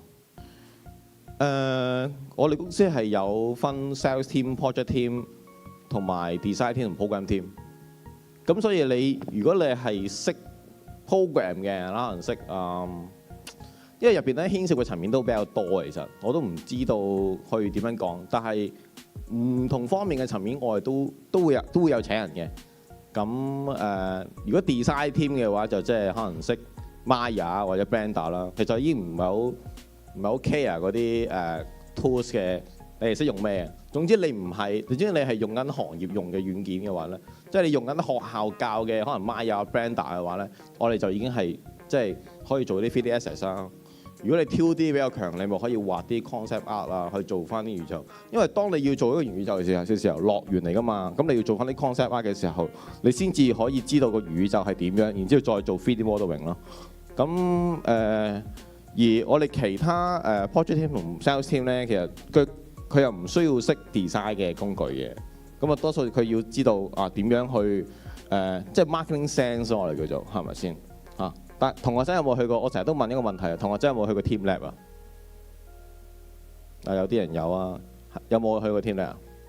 呢度答有啊。有，可能有啲人有，有啲人冇。呢個係我學 exact， 我係經常冚日都問緊嘅一個問題嚟嘅呢個位。咁我覺得要做我哋呢行咧 ，AR、VR、MR、Metaverse 又好咧，你要知道個行業嘅知識啊，你要知道呢個世界做啲乜嘢。你唔知呢個世界做啲乜嘢，你好難 approach 一啲新嘅 creative 嘅 innovation 嘅 idea 去俾個客人啊。咁啊，呢一個就係即係 marketing 嗰邊需要有呢啲咁嘅 knowledge 啦，係啦。咁所以呢啲位大家即係多走走，去唔同嘅地方參觀唔同嘅展覽，玩多啲，咁你就會認識多啲嘢嘅。其實即係我以前就好得意，我開密室逃脫咧係就我冇玩過密室逃脫嘅。好 crazy 㗎呢個，我其實我冇玩過密室逃脫㗎，即係我喺開鋪頭嘅時候我冇玩密室逃脫㗎，所以我做嗰啲嘢咧，其實係同傳統密室逃脫係好唔一樣嘅嘢，因為我都唔知密室逃脫係應該入邊係點樣機關嗰樣嘢，咁但係我就喺度諗啊，點樣令到多啲互動咧？咁呢啲就係靠你平時或者以前你玩開遊戲嘅知識咯，係啦。OK， 大家有冇去見過嗰隻蛋啊？香港咪有隻蛋嘅，係咪？我見到有人點頭喎，係啦，呢個就係頭先阿 Tony 所講嘅，多啲互動啦，同隻蛋。咁啊，朝頭早嘅蛋同夜晚嘅蛋都係唔同嘅。係，嗰隻蛋好貴嘅啫，係啊，都係貴蛋嘅啫。最緊要好玩啫，Tony 係咪？OK， 好，同學仔仲有冇咩問題想問 Tony 先？入行嘅嘢一陣間都可以再問嘅。我爆啊 Tony 少少秘密，我知道 Tony 係請緊同事仔㗎嚇，準備 fresh grad 嘅同事。好，我哋有個同學仔想問問題，唔該你。你好啊，我想問你喺創造呢個元宇宙嘅項目入面有冇利用過 AI 㗎？即係例如有啊，而家都有，而家有屌你問緊，冇錯，有，都經常都前幾日都開會都諗緊點 AI。擺落去宇宙上面做嗰啲互動遊戲，係啊。Hello, sir. My question is, when will there be in the near future Metaverse created in Unreal Engine 5 using MetaHumans and Unreal Engine 5 assets? In the near future, will there be a Metaverse created in Unreal Engine 5? 而家我哋明，我哋而家個 Unity 咧係用即係 Metaverse 係用緊 Unity Engine 嘅，就唔係用緊 Unreal Engine。咁但係呢個位都即係比較得意嘅地方就係 Unreal Engine 就係頭先做 virtual production 啦，或者做電影啦用得比較多啲，因為你嘅真實感比較重啲嘅。咁但係佢對於個網頁啊瀏覽器嗰個要求咧，就嘅支援咧就差唔多零咁滯嘅啦，其實。咁所以你好難做到一個線上嘅即係網頁版嘅一個元宇宙咯。咁所以都即係有啲人會用其他嘅方法，或者用 Unity Engine 去做嘅。咁我哋用 Unity Engine 咯嚇，因為佢出嚟嗰個效果嘅3D rendering 咧係比較靚啲嘅嚇。OK，好，仲有冇同學仔有問題？係啦，頭先我爆咗佢嘅少少秘密，佢請緊人嘅，大家可以留意一下。阿 Tony 佢哋公司嘅網頁啦，佢哋請緊同事仔，準備 fresh grad 嘅同學，你哋可以去望一望啦。OK， 仲有冇咩問題？定係有打算一陣間？好啦，我見到有人係啦，佢哋會其實係完咗之後咧，佢哋就會捉住我哋 speakers 問問題㗎啦。OK， 好啦，咁唔該晒 Tony 先，唔該晒，俾啲掌聲先，係啦，好。咁好啦，我哋頭先第一位嘅嘉賓啦，咁佢咧就講咗呢個 virtual production 啦，咁係電影方面嘅或者 TVC 方面嘅。咁啱啱阿 Tony 啦就講咗 Metaverse 啦，亦都講咗 Web3 同埋講 XR、VR 係我哋喺 Digital Entertainment 裏面咧一個比較新啲嘅concept 啊，或者係已經一路其實行緊嘅啦。咁亦都係我哋屬於我 Digital Entertainment 嘅一部分嚟嘅。咁我哋接住啦，我唔阻大家時間啦。咁頭先我講咗啦，有兩個 speakers 係講咗呢方面。咁我諗呢一個可能同學仔都會比較認識嘅。俾我問一條問題先，九龍城寨大家睇咗未啊？一個未，其他呢？哦，見到點頭。未睇嘅舉手啊！一粒兩粒，你未睇？知道點做啦？哦 ，OK， 啊你都未睇啊 ，Tony， 你應該要組織個同學仔啦。OK， 我online 嘅朋友可能未必睇到，呢度有9.99% 嘅人咧，或者係99.9% 嘅人咧係睇咗嘅。我見到頭先好似有4-5粒嘅人咧就舉咗手係未睇嘅。咁頭先舉手未睇嗰啲，一陣間要睇咯喎。同埋咧一陣間咧就係你睇完之後咧，我包你呢個一陣間一定，我哋一陣間去沙田睇 ，OK？ 好唔好？好，我哋接住落嚟即刻請出我哋下一位嘅 speakers 啊！事不宜遲 ，Jules 佢哋咧就係啱啱係我哋而家睇緊城中好 hit 嘅九龍城寨嘅佢哋嘅公司就係 3D Production 啦。唔該晒 Jules。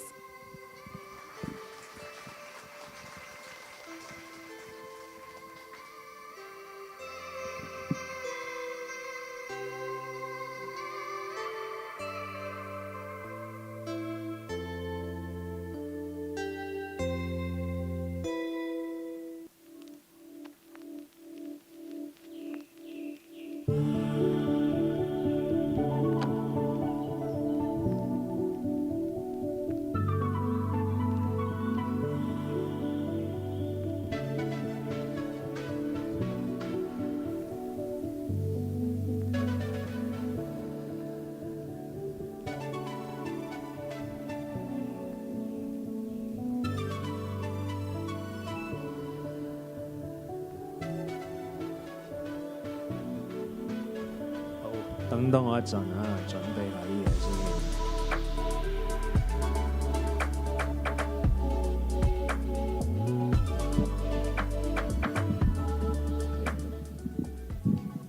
咁我而家係咪可以 stand 即係 mirror？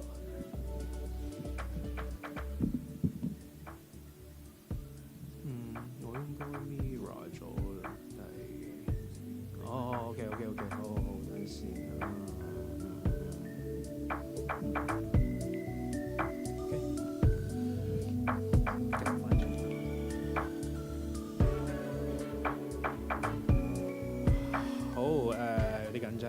大家好，我叫 Jules， 大家可以叫我阿蕉。咁我係九龍城寨呢套電影入邊其中一位嘅 Visual Effects Supervisor。咁今日就多謝大會邀請我哋嚟去分享呢套電影入邊嘅 VFX 製作啦。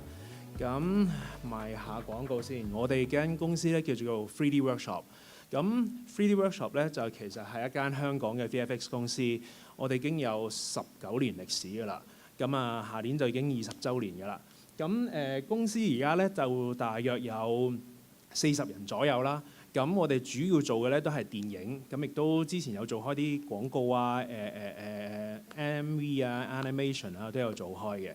咁我知道好似喺同學仔入邊咧唔係好識 3D workshop 嘅，咁所以大家可以記住呢隻雞咧就係 3D workshop 啦。你哋可以去我哋嘅 website 或者去我哋嘅 IG 都可以見到我哋作品嘅。揾工嘅時候留意下我哋啊。咁咧好啦，今日咁主要就係帶大家去講一講呢個九龍城寨嘅製作。九龍城寨咧其實開始嘅時候咧，就應該係2021年尾開始咧，導演同埋應該劇組啦，就揾我哋開始去傾呢一套電影嘅。咁開始傾嘅時候咧，咁就會有啲時間就係我哋要開會啦，要睇景啦，要去 find out 究竟係我哋要做啲乜嘢啦，要點樣做啦，要去睇景去 confirm 究竟喺邊啲 location 拍啦，邊啲應該係陸地，邊啲應該係現場拍嘅。咁好啦，睇完景之後，我哋就會拍攝啦。拍攝咧，實際上用咗大約4個月嘅時間。咁全部嘅拍攝都喺香港進行，因為嗰陣時係疫情期間，咁基本上大家係出唔到去嘅。咁跟住拍完之後，我哋就等佢哋去做剪片啦。咁我哋自己都做一啲準備功夫啊，即係可能標 asset 啊，做一啲準備咁樣。咁等到佢哋剪片翻出嚟，我哋開始做嘅話咧，起手做去到完成咧，大約係1年到嘅時間啦，前後係1年到嘅時間啦。咁我哋就做完咗啦。而呢套電影入邊咧，總共係應該有1118個 CG shot 咁上下啦，咁樣。咁喺每一個場口基本上都有啲嘅，而比較着重多嘅話咧，其實應該係 ending 嘅場口，因為大家陣就會知道點解 ending 嘅場口係有最多嘅 CG shot。咁今日講咧就會有幾部分，因為我講唔晒成套戲嘅所有嘅嘢，但係可以講某幾個重點嘅部分。第一 part 咧我就會講果欄同埋彌敦道嘅製作啦。第二 part 咧我就會講城寨入邊嘅製作。第三 part 咧講城寨出邊，咁你陣間就會知我點解要分翻2 part 嚟講。最後咧我哋就會講，唔該晒，最後就會講一啲關於 pipeline 上面嘅嘢，即係我哋會用咩工具啊，有冇寫咗啲乜嘢嘢去幫呢套戲嘅製作嘅。好啦，第一 part 就係講呢個果欄同埋彌敦道啦。咁大家就會見到有呢4幅相啦。咁其中一 part 果欄喺戲入邊出現咧，其實就會喺一開場林峰嚟到香港，sorry，樂君嚟到香港，同埋樂君當喺大老闆嘅手中搶咗嘢之後，佢離開，即係會跑去呢個九龍城寨，中間咧就會出現嘅啦。咁我哋好早期已經係確定咗，我哋就唔喺綠廠去拍呢個 sequence， 我哋係喺現場度拍呢個 sequence。咁所以我哋就要去同美術組去參考同埋去研究究竟有啲乜嘢景物上面嘅分別嘅變化。譬如如果你可以睇果欄嘅話咧，果欄其實你講果欄嘅範圍入邊咧，其實入邊嗰個果欄其實都差唔多樣嘅，唔係太大分別。反而就係果欄天橋之後咧，其實而家就填晒海係天橋啦，係一啲陸地啦。但係以前你就會見到其實係一啲嗰啲叫咩躉船，係一個海嚟嘅。咁啊，反而右邊嗰兩棟大嘅建築物其實係仲存在。咁啊，呢個幾好，因為我哋唔使換啦。咁左邊咧，你就會見到有2張圖。其實呢2張圖咧，就係當我哋拍完戲入邊咧，我哋就揾咗2個 shot。咁跟住就去俾咗美術Art Director 阿 Ken， 咁跟住咧佢就會 mock up 2張嘢俾我哋睇。咁你可以見到就係佢會用呢個方法去話到俾佢聽，想要啲咩味道、咩元素擺落去。譬如佢會當然啦，就係將天橋之後嘅地方就會變成一啲躉船啦，加翻好多好混亂嘅招牌啦，令到嗰種好混亂嘅味道會再出啲啦。地下變成一個垃圾，即係有好多垃圾喺度鋪，污糟啲啦。咁佢會用呢啲咁嘅方法去同佢哋溝通，話到俾我哋聽，究竟我哋想要一個咩效果嚟嘅。而另一方面就係因為我哋要做彌敦道，佢要喺彌敦道跑，跟住又上巴士，咁有一段仔嘅彌敦道嘅。咁我哋其實喺之前嘅 project 喺梅艷芳其實都已經做過一次彌敦道。嗰陣時嘅彌敦道咧嘅位置應該喺廟麗嗰度啦。嗰陣時嘅效果係想要做到一個彌敦道有招牌嘅感覺，係一種好靚啊、繁盛啊、完美嘅感覺。咁但係我哋今次嘅 approach 就想試下，不如我試下另一種嘢，可唔可以真實貼地啲？加上如果大家有睇導演對上啲作品咧，其實佢係中意一啲貼地啲啊、raw 啲嘅感覺，所以我哋就上網去睇啦。咁我哋就揾到一啲舊相咧，其實就會發覺其實嗰陣味道係好味嘅啫。譬如佢嗰種lighting 啦，佢嗰種 mood 啦，佢一個比較暗嘅環境，咁啊以前其實真係冇咁多 lighting，佢會比較暗啲。佢啲招牌嘅顏色啦、分佈啦，同埋佢啲地下其實係普遍嚟講係會暗啲，冇咁多黃線啦，通常都係白線啦。種種，我哋就攞呢啲嘅元素去學習，知道咗之後，我哋就會 apply 落去我哋個 shot 度。好啦，咁跟住咧，我哋就做一啲開始做一啲我哋嘅工序啦。咁因為其實呢一場嘅場口唔算好喺個戲入邊佔據唔係好長。咁其實我哋主要都係將一啲現有拍嘅嘢就去改建就 OK。所以我諗我哋大約係標咗 around 200件左右嘅 asset 係 for 呢個場景去種落去。咁入邊可能係有一啲霓虹光管啊、唔發光嘅招牌啊、車啊、馬路上面嘅欄杆啊、嗰啲咩嗰啲路牌啊、或者去到樓啊、雜物等等。咁我哋就會按個情況就攝翻晒入去啦。好，咁跟住我哋就睇一個 breakdown。好，而家睇緊呢個咧就係一個完成 shot 嘅效果啦。咁呢一個咧就係拍翻嚟嘅 plate 嚟嘅。咁你可以見到咧拍翻嚟嘅 plate 嘅時候咧，第一樣好明顯就係天橋後面嘅嘢，其實全部都要剷走晒啦。呢度其實係多咗一條路駁嘅，咁但係喺以前嘅年代係冇嘅。咁我哋就一係有啲鏡頭就要抹走佢，一係有啲鏡頭咧，因為樂君係要跨過，真係需要跨過呢個地方。咁所以我哋就會到時揾一啲生果箱填滿，等佢可以有個 contact 位。咁你會見到左邊其實嗰個果欄嘅效果已經係好，即佢都叫做好舊啦。但係其實對於阿 Ken 導演嚟，阿 Ken 同埋導演嚟講咧，佢哋想會在嗰種立雜嘅感覺會再重啲。咁所以我哋要再 enhance 佢。咁啊，地下有啲而家都係太乾淨啦，咁我哋都會再繼續去做污糟佢嘅。咁啲車其實係現場已經係預咗去揾啲舊車去擺落去拍㗎啦。咁所以你見到我哋加翻晒啲等船啦，加翻啲雜物喺呢個路中間啦，我哋拎走個駁位啦，填翻晒所有嘅雜物，令到佢好有污糟嘅感覺啦。我哋都有參考啲好舊嘅港產片，我唔記得係省港奇兵定係唔知乜嘢咧。總之試下有啲同事話：呢個有一格啱使喎，你試下睇下啱啱用啦咁樣。咁跟住我哋就 reference 落去，咁就插到一個咁樣嘅效果出嚟啦。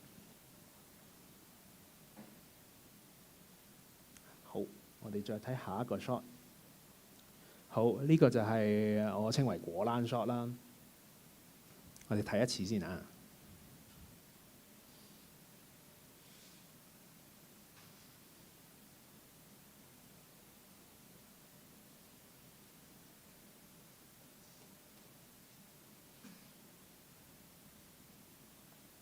好。果欄 shot 咧，其實我哋最初拍攝嘅時候咧，係點樣諗咧？就係、是、我哋本身咧就諗住，首先係因為本身林峰喺開始跑嘅時候咧，其實佢喺青衣船澳都拍嘅。咁我哋劇組嗰陣時就不如我俾個航拍你拍個青衣船澳就可以有前景嘅嘢先。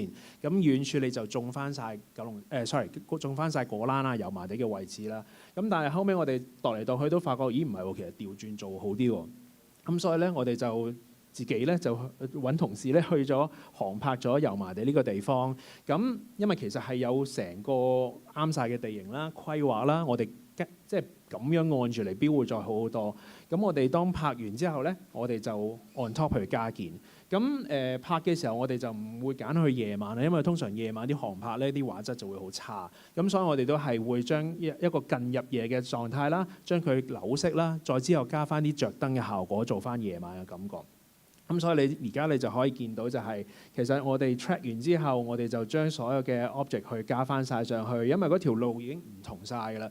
咁所以同時都竟然成功揾到啲相，就係睇呢一個位置究竟係幾多線行車啊，跟住佢哋就標翻晒，加翻晒啲相應嘅雜物就擺翻晒落去啦。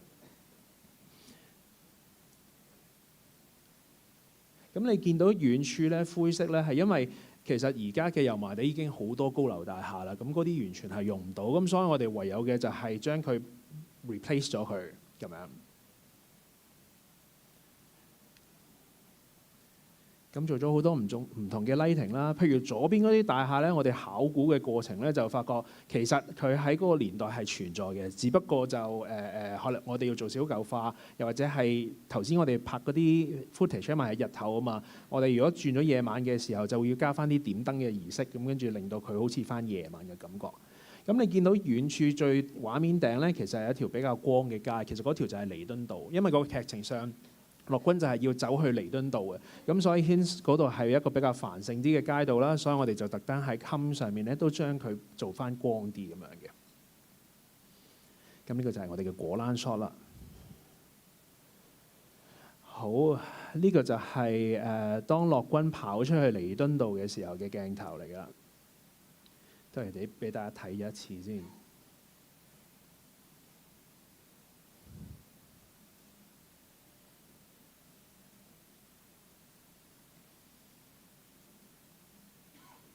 好啦，咁大家可以見到咧，其實咧呢度嘅過程咧，你會見到呢個後面樂君後面嘅其實係一個餅鋪嚟嘅。喺拍嘅時候好似係11點、12點嘅時候，咁嘅已經閂咗門，唔啱年代啦，所以我哋就要換咗一個叫做啟星嘅珠寶金行同埋一個唔知咩嘅辦館，呢兩個都係我哋公司嘅同事嘅名嚟嘅。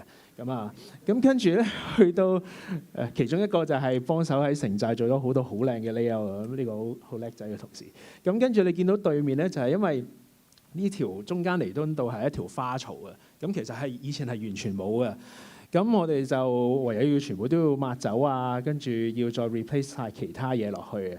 咁好啦，咁跟住再 play 到落去啦，咁我哋就要將所有嘢加翻招牌啦，插翻所有嘅 3D 嘅 object 落去啦，做翻個襟啊、顏色啊，令到佢可以入翻晒去啦。另外頭先啱啱掃一掃咧，你會見到地下都會加一個濕潤感，因為其實地下我哋做咗就係除咗剔走黃線，將所有嘢變翻白線，跟住做翻暗之餘就係做翻個濕潤感，因為喺入邊啲相咧好有味道嗰啲香港 shot 咧，全部都係啲地下濕立立咁樣嘅。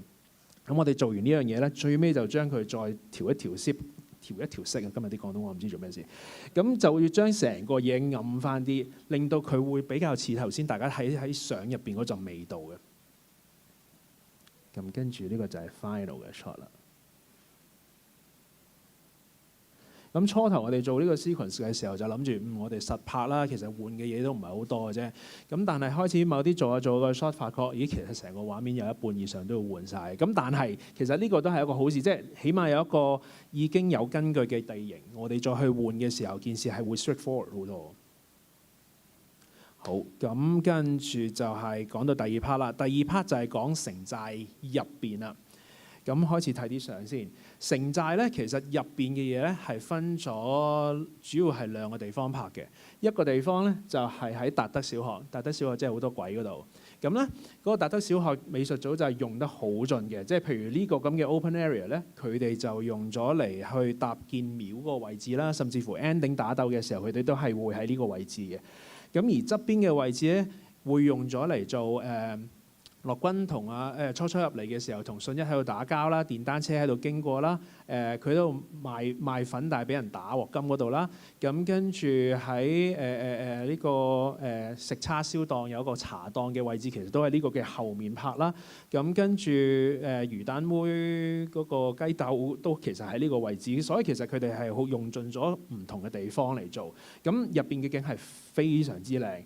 咁但係達德小學其實佢嘅高度只係得2至3層嘅啫，所以我哋變成所有嘢向上的話咧，我哋都要延伸落去。咁所以你就可以見到其實佢某啲部分咧，其實係加咗6部嘅。但係因為其實冇乜可能，因為個地方太大。如果我哋要 fill up 晒所有6部，其實就會好困難同埋好鬼貴嘅。咁所以我哋就會有時會按 shot 或者係啲 cameraman 即係攝影師，其實都會好就係我哋唔好穿咁多啦，令到唔會咁多好硬勾嘅嘢要去處理啦。咁呢個就係其中一個達德小學嘅 set 啦。咁跟住咧，其餘嘅 scene 咧，基本上都喺成風片場去拍嘅。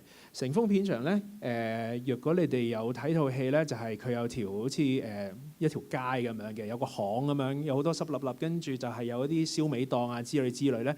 其實嗰啲位置咧，佢哋喺成風片場嘅 open area 就搭咗個景嘅。好靚嘅，入到去你就真係入咗城寨㗎啦。咁嗰度搭完咧就拆咗啦，因為 open area 會阻住大家。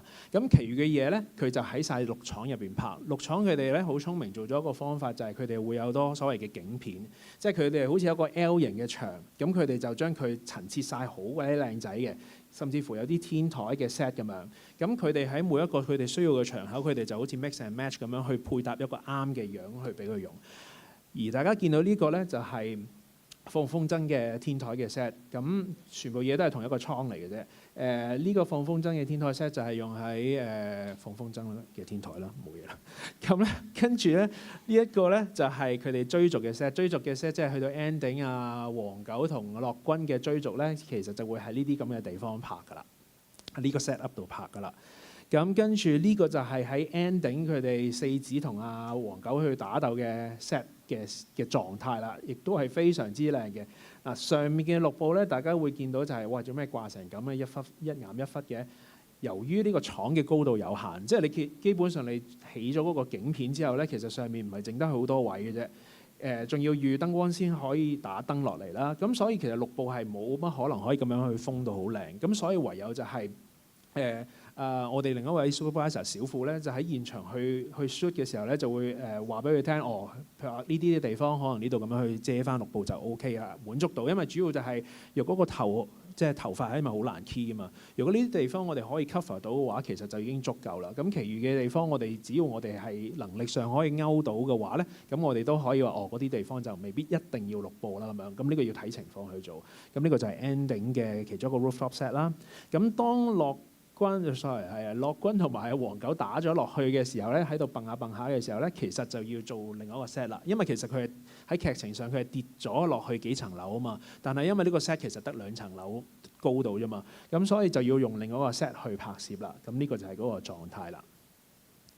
咁跟住呢個啦，呢個就係 ending 嘅時候嘅 set。呢4位唔係四指，呢個係4位拇指嚟嘅啫。咁佢哋都係搭咗個咁樣嘅 set 係 for ending 嘅場口嘅。咁所以咧大致上大家見到嘅喺現場可以拍嘅 set 都係咁。咁其實嗰啲 set 係非常之靚，我亦都有特別去帶同事去睇下個 set 究竟係咩模樣，大家都會好震懾就係Ken 整嘅景係真係非常之靚。我哋有好多嘅 texture 或者係嗰啲感覺啊，都係用入邊嘅元素去再抽出嚟嘅嘛。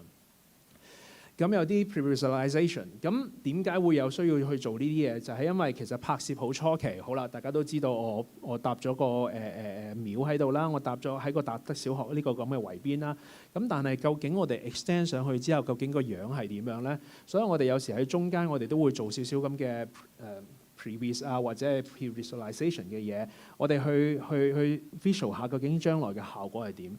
譬如當城寨，其實真實嘅城寨應該 around 係12層樓高左右，咁我哋就會將佢加建12層樓，大家可以去感受下就係個天究竟會見幾多嘢啦，究竟係應該要高啲，即係為呢啲 shot 去做高啲咧，定係低啲見多啲天會好啲？咁我哋有啲嘢咁嘅嘢會做嘅。咁再嚟啫，有一啲情況之下咧，我哋就會做 previs 啦。咁呢種 previs 咧就係因為呢個係其中一個信一出場喺 ending 出場嘅時候嘅一個 previs 嚟嘅。有時導演即係唔係淨係呢套戲嘅，好多時就係當去到啲動作場口，咁大家當想就係我可唔可以我哋有場咁樣嘅動作要做，我大約有呢啲咁嘅動作係會發生㗎啦。咁為咗方便大家各組都可以溝通，就係我要知道見到啲咩景物，我要知道究竟個 lens 係幾多，我要知道究竟有幾多人會見到，我要知道有啲咩動作嘅話咧 previs 就會係一個好好嘅方法去俾大家知道呢樣嘢係發生啲咩。我哋可以知道有幾多個 shot 啦，每一個 shot 究竟個鏡頭可以用啲咩 lens 啦，咁跟住大家個動作係點啦，會唔會睇落去唔合理咧？接落去夠唔夠緊接啦？即係呢一啲嘢我哋都會可以 preview 到。咁所以我哋就好中意去 propose 去同導演講，不如我哋係做個 previs， 等大家都可以理解多啲啦。咁又或者係呢個其實都係戲入邊最後有出現嘅鏡頭嚟嘅。咁呢個都係一個 previs 啦，我哋都係會做翻 extend 咗之後個樣去俾佢哋睇下，起碼佢哋知道就係如果我要拍一個 shot，究竟用一個咁嘅 lens 嘅話，上面會唔會好耐都見唔到好多嘢咧？但係其實如果我哋 extend 咗11、2層之後，其實都有足夠嘅 detail 可以俾觀眾睇到。咁所以previs 嘅其中一個作用都會係呢一啲。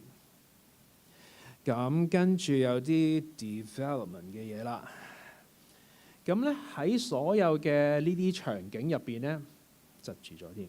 好啦 play 翻。所有呢啲場景入邊咧，其實我哋都會喺現場 scan 咗啲場景，即係好似頭先達德嗰度又好，成風片場嗰度又好，每個 set 我哋都會 scan 咗呢啲場景。咁當喺等剪接嘅時候咧，其實我哋做嘅嘢咧，我哋就會成日就係將呢啲咁嘅 3D 嘅 set，我哋就會將佢開始 extend 去試下 build up 下，睇下究竟係我哋升咗之後，即係做翻晒 lighting 之後個感覺會係點咧？夠唔夠雜亂咧？咁我哋就會做呢啲功夫去做呢件事啦。咁呢個好陣間再講。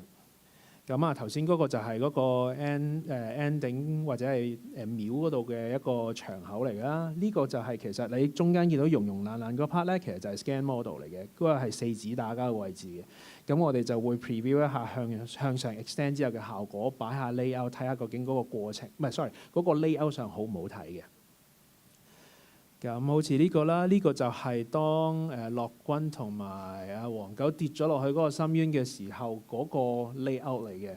咁係咯，我哋都會做啲咁嘅方法去 preview 下嗰個 layout 好唔好睇，同埋試下究竟自己我哋可唔可以做得翻好似美子阿 Ken 佢去陳設成個景嘅時候出嚟嗰個感覺係點樣？仲有sorry 已經冇啦。好啦，咁跟住就係 breakdown 啦。咁我哋可以睇下呢個 shot 嘅 breakdown 先。好，呢個係 original 嘅 plate 嚟嘅。咁我冇記錯的話咧，呢個其實唔係成風拍，呢個反而係攝咗喺達德小學度拍。因為達德小學某啲位其實就唔係 for 陳設去拍呢啲 shot。咁但係 anyway 啦，導演拍咗一個咁嘅 shot。咁嗰個重點就係有嗰個魚蛋妹嘅阿媽喺度吸緊毒嗰樣嘢嘅。咁我哋就會 on top 再加翻晒所有嘢，例如我哋就會 layout 咗先啦。zoom 翻 Y layout 咗一個靚嘅空間，咁跟住俾翻啲雜物電線，做翻一個靚嘅 lighting。咁跟住咧呢度有隻呢個係啦，有隻老鼠我哋又加咗落去嘅。咁跟住就擺翻落去啦。咁呢個好似算唔算係？呢個好似都係一啲初期啲嘅 shot 嘅，因為我哋都初期嘅時候，我哋去揾啲 shot 去試下，究竟我 ran 下、冚下啲嘢，究竟個感覺滿唔滿足到佢哋，即係導演同埋美指嘅要求。咁我哋有啲嘢喺 lighting 上面係共識，就係大家都知道，即係城寨其實係一個好密閉嘅空間，得少少地方可以漏到啲光入去嘅。咁我哋好中意呢一種元素，咁所以就係點都好咧，我哋會揾啲位可以殺到啲 volume light 入去，即係 cast 到啲 shadow 啊 ，cast 到啲光落去咧，令到佢個感覺係有嗰種光源喺度。煙啦，嗰種空氣感啦，滴水啦，呢啲元素我哋都會擺晒喺度嘅。咁就我哋就去用呢啲咁嘅 shot 去出嚟，去俾大家去 preview 一下，其實嗰個 tone 係會咁樣嘅喎，咁樣。咁其實咧右邊咧嗰個係一個工作人員嚟嘅，呢個係一個 mistake 嚟嘅。不過我哋就將錯就錯咧，將佢擺翻入個 shot 咧，就好似都幾有生活感嚟嘅。佢喺嗰度啦。咁執緊嘢都係一個好平常嘅事嚟嘅啫，係咪？咁所以就將佢用翻入個 shot 入邊咧。好，咁跟住呢個係樂君咧，就初嚟到城寨咧，其實佢就係一個點講咧？佢係淨係可以瞓到禪縫嘅咁樣。咁其實拍嘅時候咧，對面都有座樓啦。咁但係我哋連戲啊，或者要做靚啲咧，我哋就將出邊嘅嘢咧，就全部都改建翻嘅。咁你就見到即係想做到個感覺係佢好似瞓咗一個好危險嘅邊緣位置啦，我哋就將佢做深啲啦，加翻啲 lighting 喺底，令到佢托到我見到遠處嘅景物啦，做翻一個滲好似少少嘅滲光，令到你見到個輪廓，但係你知好陰暗，但係有啲光可以射到落去，見到個立體感，電線啊、雜物啊，咁跟住就 come 到最尾個 shot 啦，咁樣好。呢個同下一個咧都係一個好初期嘅時候，我哋去 test 大家嗰個效果嘅 shot 嚟嘅。咁呢個係其中一個見得最清楚達德嗰個 set 嘅一個低炒嘅環境 shot 嚟嘅。咁導演同我哋都會翻嚟覆去幾次，我哋會試咗俾佢，跟住佢再 feedback 翻俾我哋睇究竟個效果 O 唔 OK。即係譬如好似以呢個嘅畫面為例。初頭我哋標嘅城寨咧係一個好正常嘅城寨，即係一個真實嘅城寨。咁但係後尾導演同阿 Ken 再睇都會覺得，其實我想要將一啲城寨嘅元素再放大，例如佢好似一啲歪零歪稱嘅效果啦，啲樓好似岩岩巉巉啦、穿牆啦，有想要將呢啲元素再放大，咁所以我哋就會執多幾次去令到盡量就係我哋自己咁樣行內講就係冇乜啲直線位，即係你唔會見到啲邊緣位，嗰度原來係一座嚟嘅，你唔會見到，你就會見到大家都係歪零歪稱插嚟插去，咁就做到呢個效果。咁我哋喺現場學得最多就係阿 Ken 啲電線放得好靚啦，咁所以我哋就會係咁放一啲電線，令到佢有嗰種好凌亂嘅感覺，但係電線又可以幫手去做到呢啲空間感覺。咁樣嘅，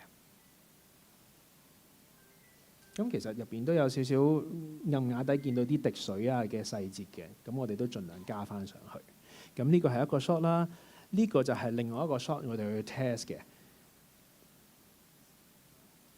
咁其實拍嘅時候係有地下嗰陣地嘅，但係因為礙於拍嘅時候佢唔可以升得太高，同埋個 angle 未必可以就得咁準。咁所以我哋拍完之後，我哋就會 track 咗之後，我哋就會 cam project 再將佢扭翻一個啱嘅 angle， 咁跟住再 extend 翻上去。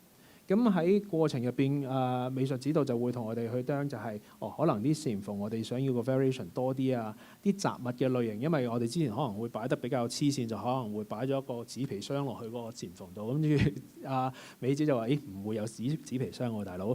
咁跟住我哋就要咁樣再調節咯。咁有啲光位咧都係導演所，即係譬如你見到地下面有啲滲光嘅位咧，呢個係同事特登加落去，因為導演喺拍嘅時候都會特別想講就係城寨其實係一個好難有陽光透到入嚟嘅地方，咁但係佢都想將呢種元素擺落去啲 shot，令到佢有嗰種味道喺度，咁所以呢啲我哋都會按 shot 去加翻落去。好，再睇下先，呢個就係我頭先有做過 previous 嘅 shot 啦。咁呢個係好似係600幾格嘅一個 shot 嚟嘅，咁係一個好慢，亦都可以見得好清楚成個城寨嘅結構。由於頭先嗰兩個 shot 之前我哋已經係定咗或者 define 咗嗰個樣係點啊，效果係點啊，咁所以呢個 shot 咧就其實好順利地，即係好 straightforward，只不過將佢再延續落去，成個範圍都係做翻呢個感覺就 OK 啦。咁最後再加翻一啲煙啊成嘅 element 就完成到啦呢個 shot。好，咁頭先嗰啲 shot 咧就係喺達德小學嗰度去拍嘅 shot。咁跟住呢度咧就係、喺成豐片場拍嘅 shot 嚟嘅。咁你可以見到就係陣間會掃咗呢陣先，呢個就係拍翻嚟嘅 plate 啦。咁你見到其實喺演員附近嘅範圍，因為仲有小演員喺前面嘅，呢啲範圍嘅 set 全部都係好靚仔，冇乜需要點樣喐嘅。我哋要做嘅咧就係將陸地啊上面嘅嘢再 extend 落去。咁呢場戲其實係講緊就係因為龍捲風係一個城寨嘅大佬啦，其實佢好知訂嘅，咁所以佢會知訂到咧，甚至乎就係我邊個位咁窄，我都可以放到風箏，我可以話到俾你聽。咁所以我哋就導演就想要我有一個窄位，呢個窄位好似一條巷咁樣，我個風箏可以飛到起，而嗰個風流係可以帶到落去。咁所以我哋就會 lay out 咗一個咁嘅景，去做翻呢個效果啦。咁有啲細節，即係譬如滴水啊，又或者甚至乎喺啲牆身咧，阿 Ken 都會話翻俾佢聽，就係喂，其實你可以加翻一啲中文字，即係因為以前嗰啲香港咪好多中文字可以寫上牆嘅，咁就加翻呢啲元素，咁令嗰陣味道會更加出嚟。好，呢個係一個 close up 少少個 shot， 咁你就可以見到入邊啲 detail 啦。咁呢個風箏其實係小朋友拋咗之後就唔見咗㗎啦，咁跟住我哋就做翻個 CG 風箏，再繼續去飛上去嘅。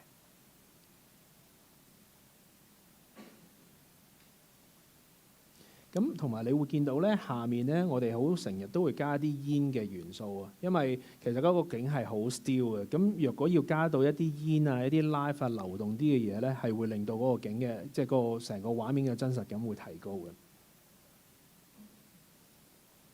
咁呢個就係天台嘅景啦。天台嘅景除咗日頭之外咧，仲有一個夜晚 shot 嘅，係阿樂君佢翻嚟報仇嘅時候都會出現。咁成個 set up 其實係一模一樣嘅。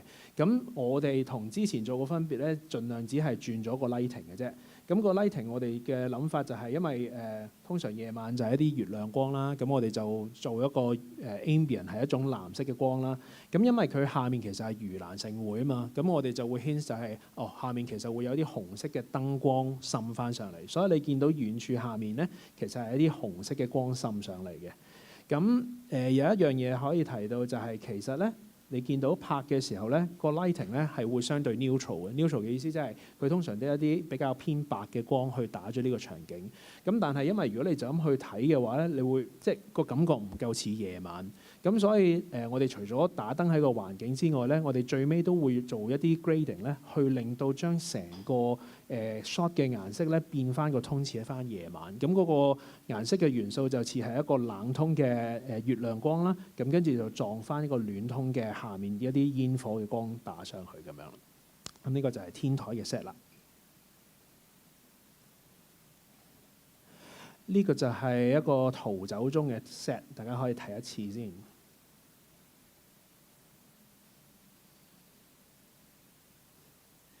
咁咧拍嘅時候咧，因為嗰個場景有限咧 ，camera movement 都其實會受制嘅。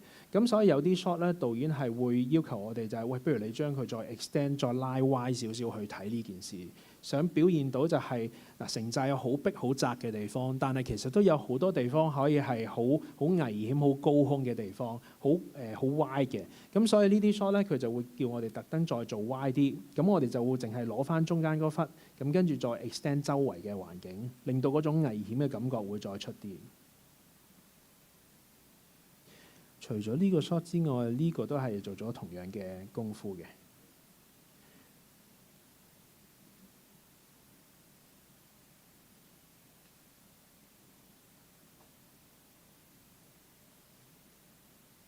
所以你會見到我哋其實就會按唔同嘅情況，即係按佢哋嘅 set 抽取邊一度係啱用，咁跟住就將其餘嘅部分 extend 到一個啱劇情上面嘅效果。好，呢一個呢個就係阿樂君將黃狗擁落去街嘅 shot 嚟嘅。咁同樣啦，其實同個先勢同一樣嘅。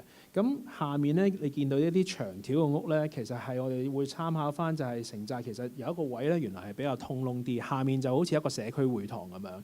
咁所以咧，下面其實就會當佢係一啲社區會堂嘅建築，就擺入去個底度啦。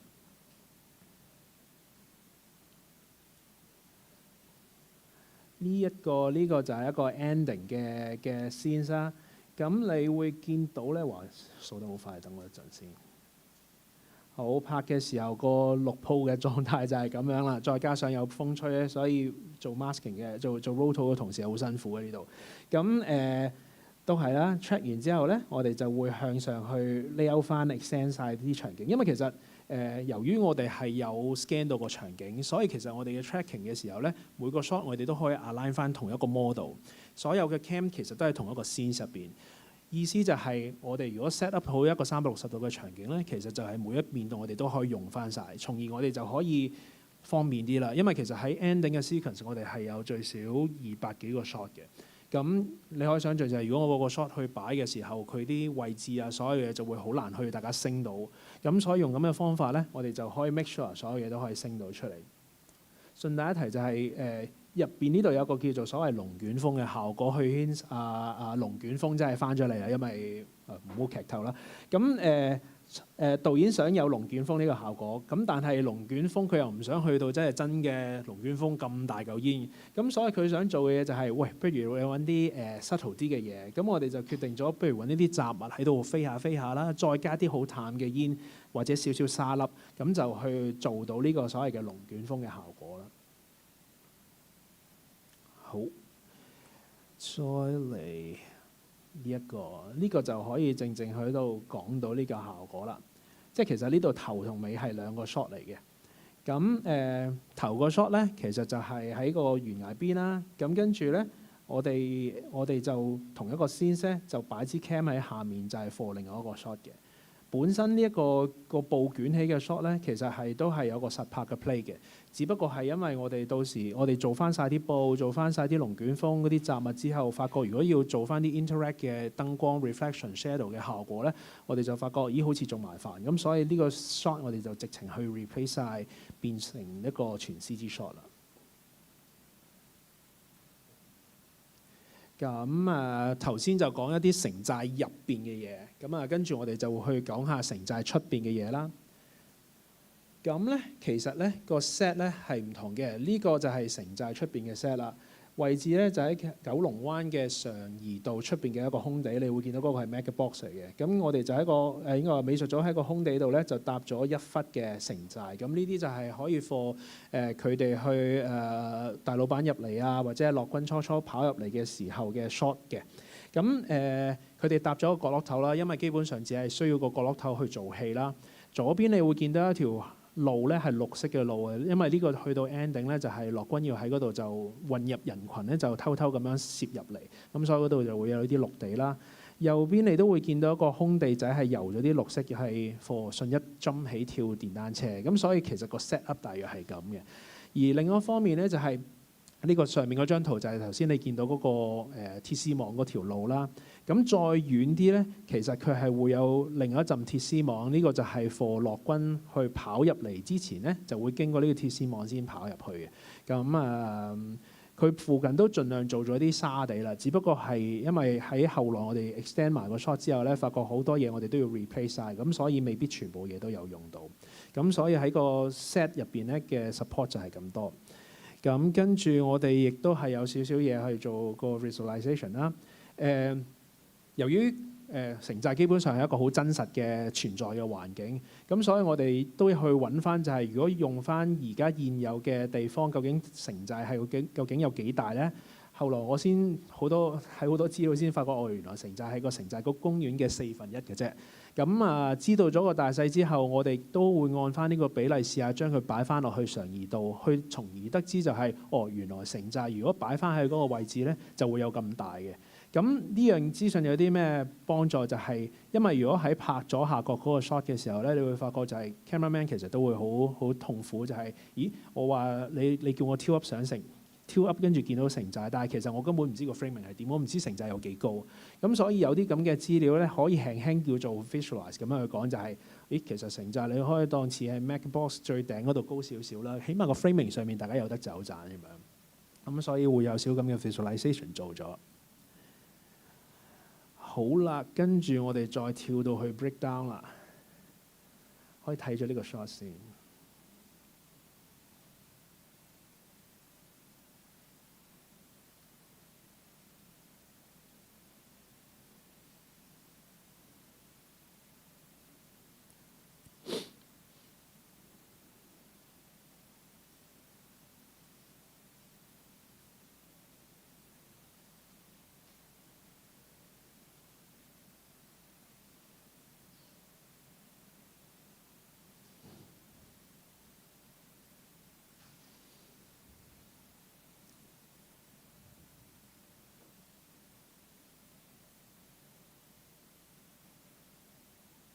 好，呢個 shot 就係由 project 一開頭做到 project 尾完，差唔多先完嘅 shot 嚟嘅，基本上最大嘅 shot 咁滯嘅。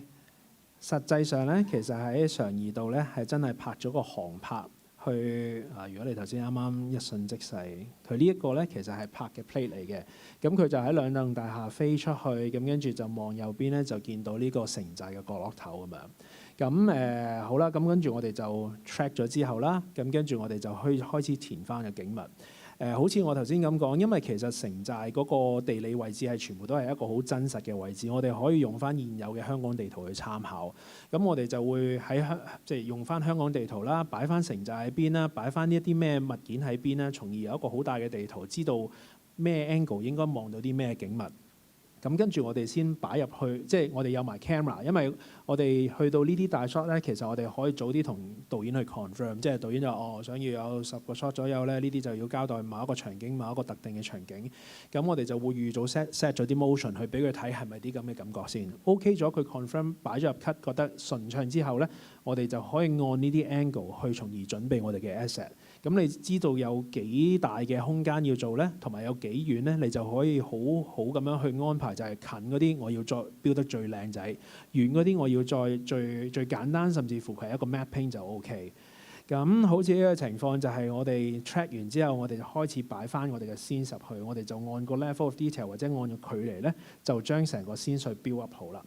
咁初頭我哋係諗住就係咁做完晒之後應該會留翻嗰個角落頭同埋嗰4架車嘅，但係後來咧發覺架車要勾都好麻煩，所以連嗰個4架車都做晒。咁所以呢個成個畫面基本上95%以上都係 CG 嚟嘅。咁但係你係咪話拍個 live 嘅 play 係冇作用咧？絕對唔係嘅，因為一個 live 嘅 play 咧可以俾你嘅去學習嘅 data 有好多，即係個 camera 嘅實際上嗰啲 lens 嘅一啲特色啦，譬如佢會點樣走色啊，去到幾遠嗰個空間會開始 fog 啊，啲 pixel 嘅 sharpness 係點樣啊，所有一啲好微嘅細節，其實我哋可以喺一個 live play 入邊去學習到。咁所以拍一個 live 嘅 play 咧，其實都仲係有個好大嘅重要嘅地方喺度。咁再者，我哋就會加翻啲車啦，同埋你其實見到天台咧係有人仔喺度傾偈嘅。咁加翻呢啲細節，令到成個嘢變咗 live 啲。咁值得一提就係其實而家大家見到呢個城寨咧，我唔知點解其實冇乜人反而講過，就係呢個城寨其實唔係真正嘅城寨嘅樣嚟嘅。呢個亦都係一個將佢將某啲特點再誇張咗嘅效果。真正嘅城寨其實上面冇岩巉得咁犀利啦，嗰個面都冇岩巉得咁犀利嘅。同頭先講一樣，就係導演同埋阿 Ken 其實想要將呢啲咁嘅特色再將佢發揚光大啲。咁所以呢個嘅 layout 咧係好早嘅時候咧，我哋已經同佢定咗好耐。定咗唔知10個 version， 咁跟住由一啲好工整，咁跟住再演化去到變成而家呢個狀態。咁所以呢個係最尾佢哋比較滿意嘅一個 layout 嘅狀態嚟嘅。咁附近嘅我已經撈亂咗，美東樓同埋唔記得咩村。咁其實嗰度都係要標翻晒，因為其實喺個畫面都會見到。好，呢個就係個墳場 shot 啦。大家可以睇咗咧，就係OK 拍翻嚟其實係咁嘅。呢個墳場山咧，其實係真真正正喺城寨嘅隔離嘅，即係城寨嘅真正嘅遺址嘅前少少就係呢個墳場山啦。只不過全部遠景嘅嘢都唔啱嘅啫，你見到啲高樓大廈高到咁咧，就係完全唔啱嘅。咁所以拍完之後，同樣地啦，我哋都係要map 翻個環境，我哋就將佢 align 翻一個啱嘅地理位置啦。咁跟住就開始填嘢。Hero 嘅 asset 一定係城寨㗎啦。咁前面嗰個美東村定美東樓我唔記得咗，呢兩棟亦都係要標翻。咁但係隨住嗰個距離開始咧，啲 model 我哋就可以按程度去簡化，因為其實去到呢啲 shot 咧，其實我哋已經係唔可以一個 scene 咁掉上去 render 到，基本上好似要拆3-4個 scene， 跟住前中後景咁樣 render 先可以處理到。咁所以嗰個 model 嘅數量係非常之多 ，texture 嘅數量亦都係非常之多同埋好重啊。咁所以我哋同時就要做一啲咁嘅方法去令到個畫面可以 render 到出嚟，先再俾 come 咗去 come 嘅。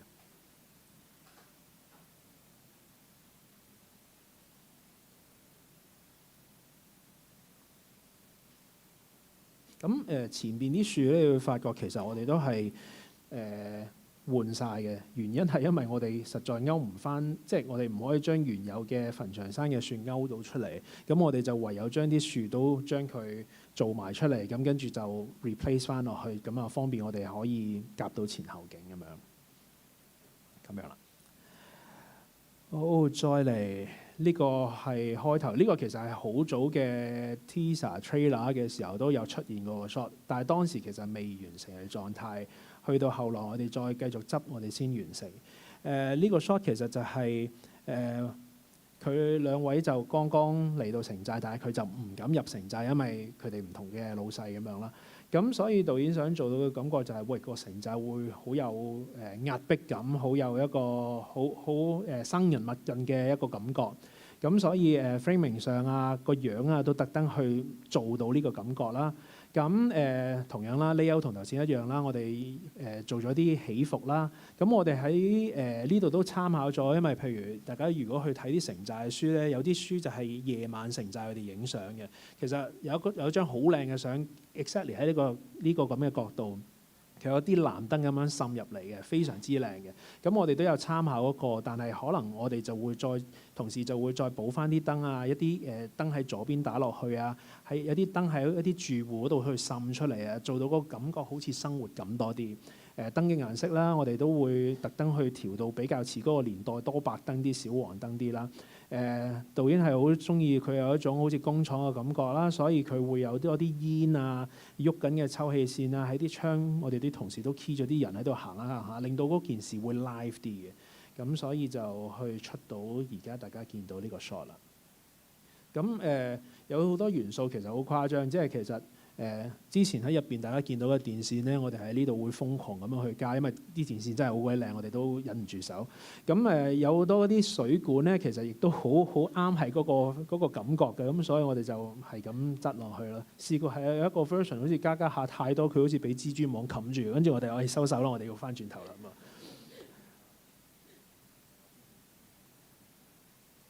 咁呢個就係呢個 shot 啦。好，呢個係一個夜晚城寨嘅 shot， 呢個基本上係一個全 CG 嘅 shot 嚟嘅。咁呢個係即係 ending 之前嘅一個 shot 去交代，就係嗰個窿嗰度咧，其實有啲盂蘭盛會嘅煙喺度冒出嚟。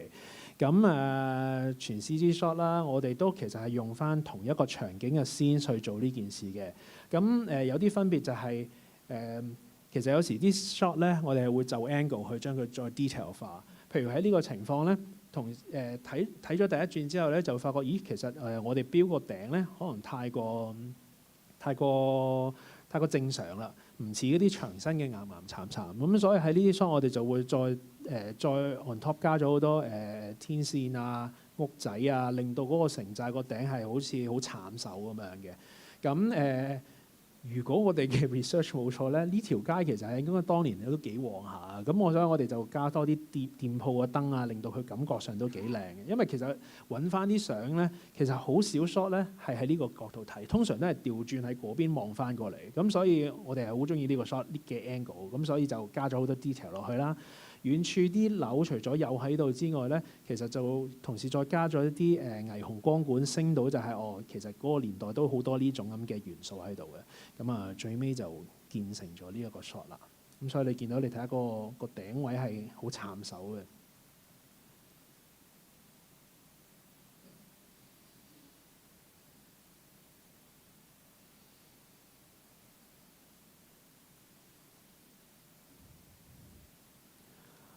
好的，再下一個 shot。好，呢個係 ending 嘅 shot。ending 嘅 shot 咧就要見佢哋望住個機場嘅。咁同頭先一樣啦，其實個 set 基本上都係一樣嘅。不過近位咧，為咗連下一個 shot 咧，我哋就再擺咗少少建築物喺度，等佢升咗。咁啊，雖然喺現場打個燈其實係一個黃燈嚟嘅，但係我哋唔想成個畫面都係一陣黃色咁樣照咗落去。咁所以我哋都會補翻少 ambient 嘅燈，令到佢有嗰種藍色嘅或者紫紫地色嘅對比色，令到成個環境好似再好睇啲咁樣，即係呢一個 lighting。咁咧喺呢個畫面睇唔到，喺戲入邊大家都未必發覺其實有架飛機飛走緊嘅。我同事 set 極都冇人睇到，但係呢個係需要嘅，劇情需要嘅。呢個係一個啦，跟住仲有另一個就係呢個 angle 啦。嗱，佢拍嘅時候咧，其實佢好似係一個 lock cam 拍嘅，咁係一個好邊皮嘅位，佢哋都走到最邊嘅啦，拍嘅呢個 shot。咁但係因為我哋喺度睇嘅時候咧，就發覺我哋唔想個 end shot 咧係咁 static 啊，咁所以我哋就 track 完之後，應該 align 咗個 camera 之後 ，camera project， 咁跟住將佢變翻做一個 track back 嘅 shot。track back 嘅 shot 有咩好處？就係因為所有嘅前後景有變化，有 parallax 喺度，就會令到個 shot 貴啲啦，貴啲就好睇啲啦。咁呢個城寨嘅外圍咧，其實同其他嘅城寨咧係完全唔同嘅，因為如果按呢一個嘅擺位咧，其實個城寨基本上係封咗個畫面，你咩都睇唔到遠景。咁但係導演其實想見到個遠景嘅，咁所以我哋就重新 layout 過，但係都用翻嗰啲元素砌翻。咁近位呢一個嘢咧，其實美子Ken 佢都特別再講就係你記得咁近嘅嘢咧，要擺咧一定要有啲生活感嘅嘢，即係唔好就去擺啲工廠嘅貨，但係你應該要擺啲樹啊、天線啊、晾衫啊之類啊，令到佢係似翻喺城寨嘅生活嘅。咁同樣啦，頭先個 lighting 都可以應用埋呢度，所以都係一種冷色嘅 ambient 撞一個暖色嘅太陽光擺落去嘅。咁最尾就得成呢一個 shot 啦。跟住呢個最後 breakdown 嘅 shot 啦，呢個其實就係成套戲一開首嘅 shot 嘅。呢個其實係呢個 shot 喺前期拍攝嘅時候係唔存在嘅，係直到剪接先存在嘅。咁但係啱嘅導演嘅諗法就係因為一開始就係講龍捲風入去嗰個舊嘅城寨去打交啦，咁係需要一個 wide shot 去帶觀眾入去呢個位置，咁所以畫面中間嘅其實就係下一個 shot 接嘅一個位置嚟㗎啦。由於佢嘅年代係50年代真實嘅城寨咧，其實嗰棟高樓群咧其實未起好嘅，係岩岩巉巉嘅。我見翻啲相應該都係咁樣，反而側邊咧就有好多呢啲咁嘅矮屋。即係鐵平屋就起咗，咁所以我哋就按呢個情況就 layout 咗呢個 shot。呢個 shot 反而就係周邊嘅 map 其實係都係用翻真實嘅香港 map， 但係近位呢啲 layout 咧，我哋就自己擺到導演一個啱心水嘅效果，但係都特登去留翻啲窄巷啊，俾啲人可以行啊，咁所以你就會見到其實我哋係擺咗啲人仔喺度行嚟行去，等佢 live 啲嘅。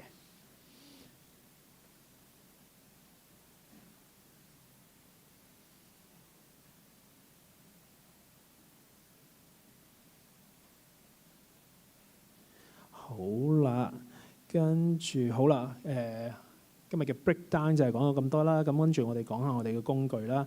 咁喺我哋公司咧，其實而家主要用嘅工具咧，其實喺應該話呢個喺呢個 project 入邊咧，我哋有用 Blender 嘅。Blender 入邊咧做嘅工作咧，主要就係 modeling 同埋 layout。modeling 當然係一啲一啲單件嘅 asset 啦，我哋就會用 Blender 做啦。甚至乎好似有啲如果係做呢個霓虹光管嘅話咧，佢哋會有啲 procedural 嘅工具去做翻一個比較即係輕鬆啲，就唔需要花好多時間去雕一個燈牌。我哋可以 procedural 咁去 generate 到一啲唔同嘅 variation 出嚟。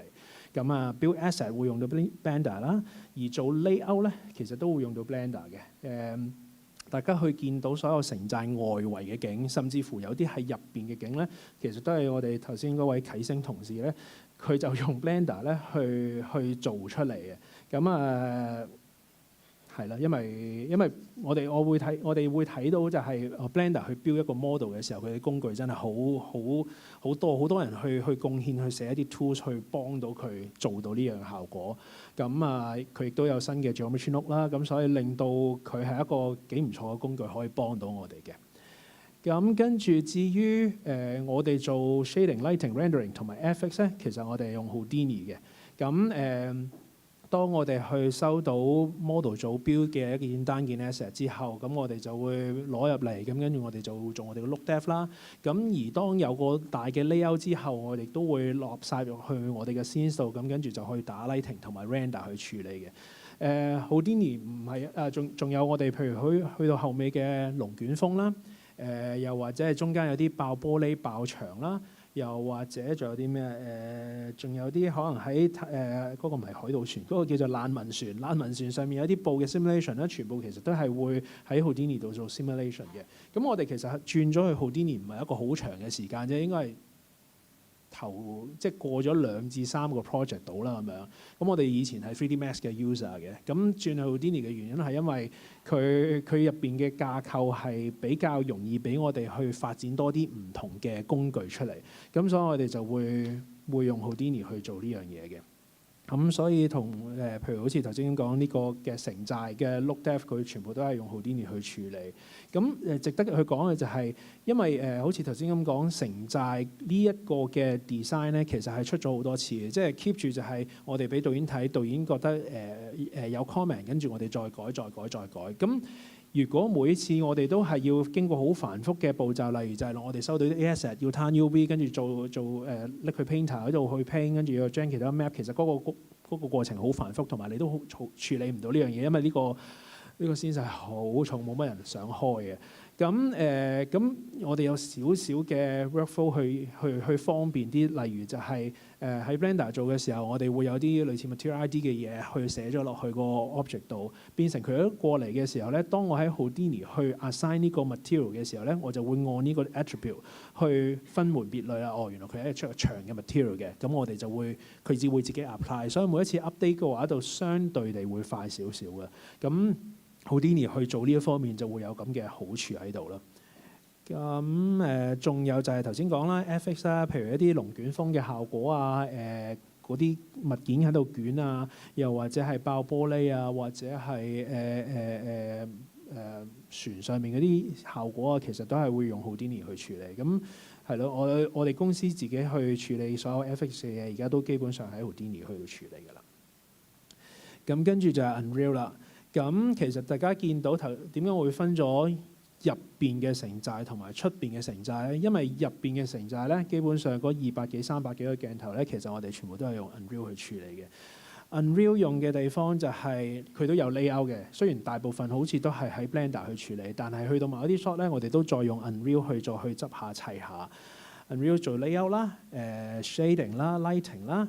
rendering 都係喺 Unreal 去處理嘅，甚至乎你會陣間見到，譬如有啲咁嘅 shot 應該係呢個，譬如有啲加電線嘅效果，呢個我唔係好記得，呢個問翻同事。有兩邊嘅，有一啲咧其實真係 Unreal 去處理，有啲咧都會經過 Houdini 個即係 Houdini engine，因為佢有個好似係做 wire 嘅 tools 都可以去幫到處理，甚至乎有啲 shot 如果要個電線要 sim 嘅話咧，佢都會掉翻 Houdini 去處理。咁所以係咯，我哋喺呢個 project 就用埋 Unreal 去處理。點解我哋會用 Unreal 係大家眾所周知，其實 Unreal 嘅 render suppose 係快過正常嘅 Houdini 加 Re-Ray 係快好多嘅。咁我哋就一路都有留意住 Unreal 嘅能力去到邊度。咁啊，究竟夠唔夠做 production 咧？咁去到呢個 project 咧，咁我哋就再繼續去考慮呢個問題。咁我哋就開始揾啲 shot 去試。譬如我哋就會做啲 compare，就係如果我用 V-Ray 去 render 一個場景嘅話，一個齋灰色 mode 同 Unreal 嘅話，因為 Unreal 佢有好多唔同嘅 mode， 咩 Lumen 啊、Path Tracing 啊，咁究竟係邊一種嘢 compare 會大家積嘅 shadow 同埋嗰種 bouncing 係會最似咧？咁我哋最尾應該係揀咗 Path Tracing 嘅。咁嗰個因為最係一個 physical 嘅計嘢方法。咁我哋覺得嗰個嘅 lighting 方法 OK 啦。咁其實佢本身嘅 shader 啊成都好 OK。咁但係同時都做過一輪測試去 make sure 有啲物料係 OK 嘅，或者係只係某一類嘅物料唔 OK。咁我哋試咗幾個 shot， 發覺個效果都 OK。咁我哋就真係會套落啲 shot 嚟用。咁揾到啲缺點嘅，咁但係喺呢個 project 我哋又可以避免到，所以就冇乜事。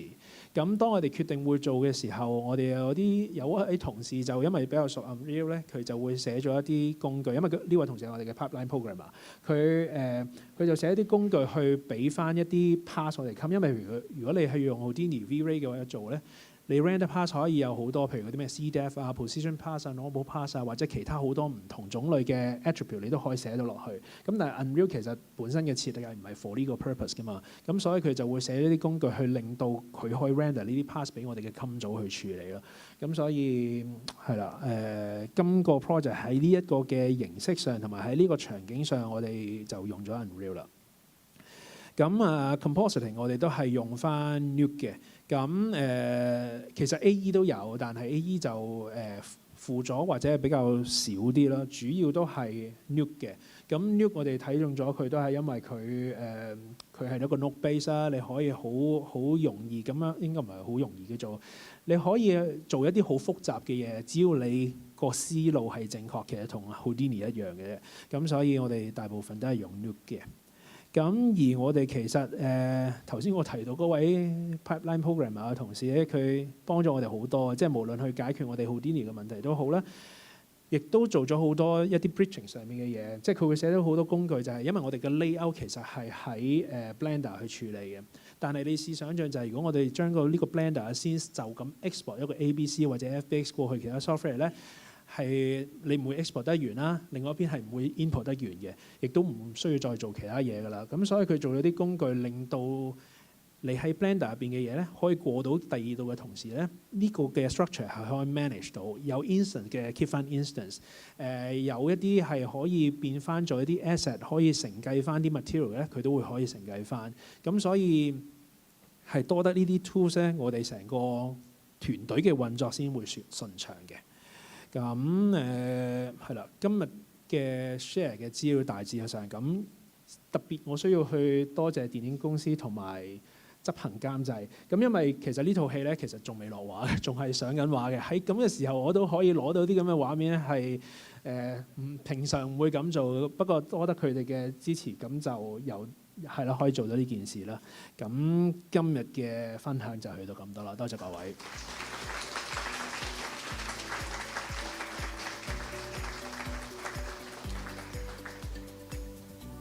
好，唔該晒Jules Lin。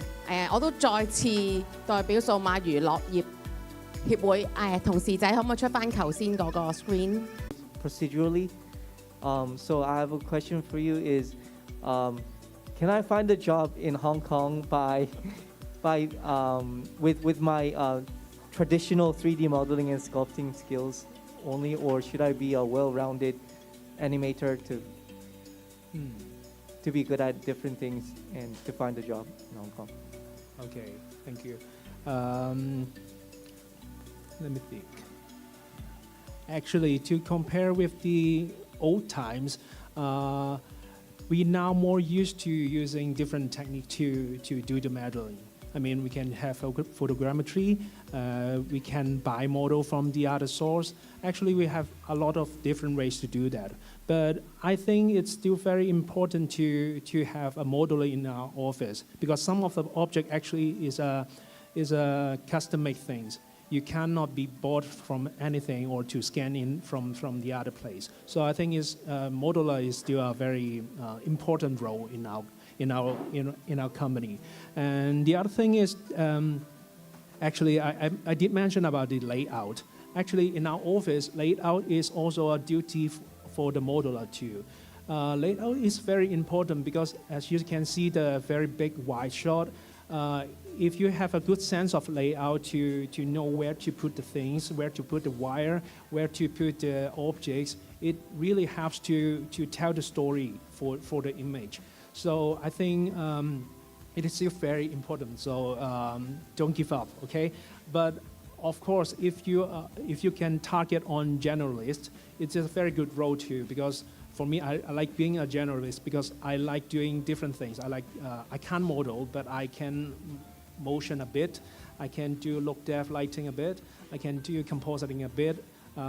So I like to do every bit of them. So just don't give up, okay? OK， 我哋數碼娛樂業等緊你入嚟嚇。OK， 仲有冇其他同學仔 ？OK， 好，請你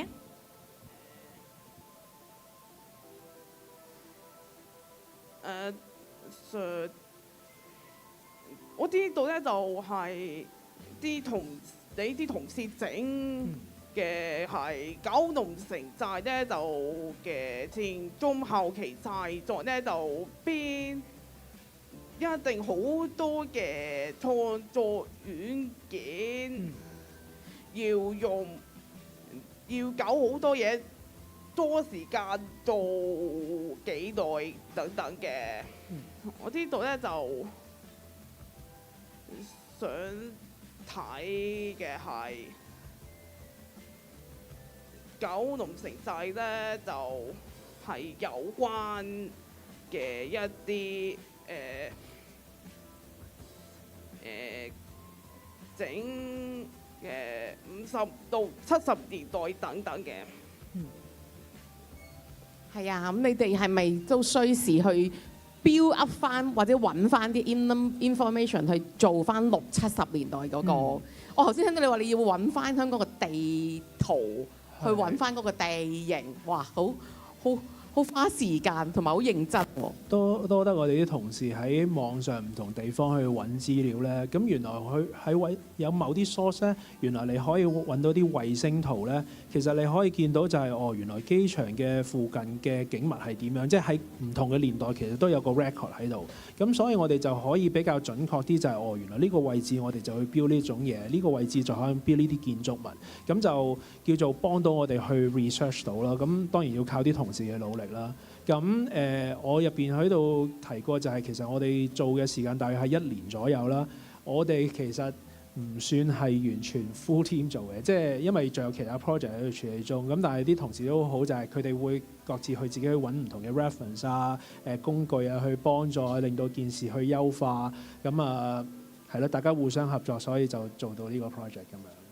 哇！你都用咗1年嘅時間啊，去做 research 定係？唔係，sorry， 即係成個 production 嘅時間。成個 production 用咗好踴躍或者好進取咁樣去進攻一個電影嘅去進攻一個電影嘅市場。咁所以以我所知，譬如好似頭先阿 Andrew 提到有啲virtual production 其實譬如 Mandalorian 啊之類，佢到嗰啲熒幕入邊嗰啲 image 都應該係 Unreal 去處理嘅。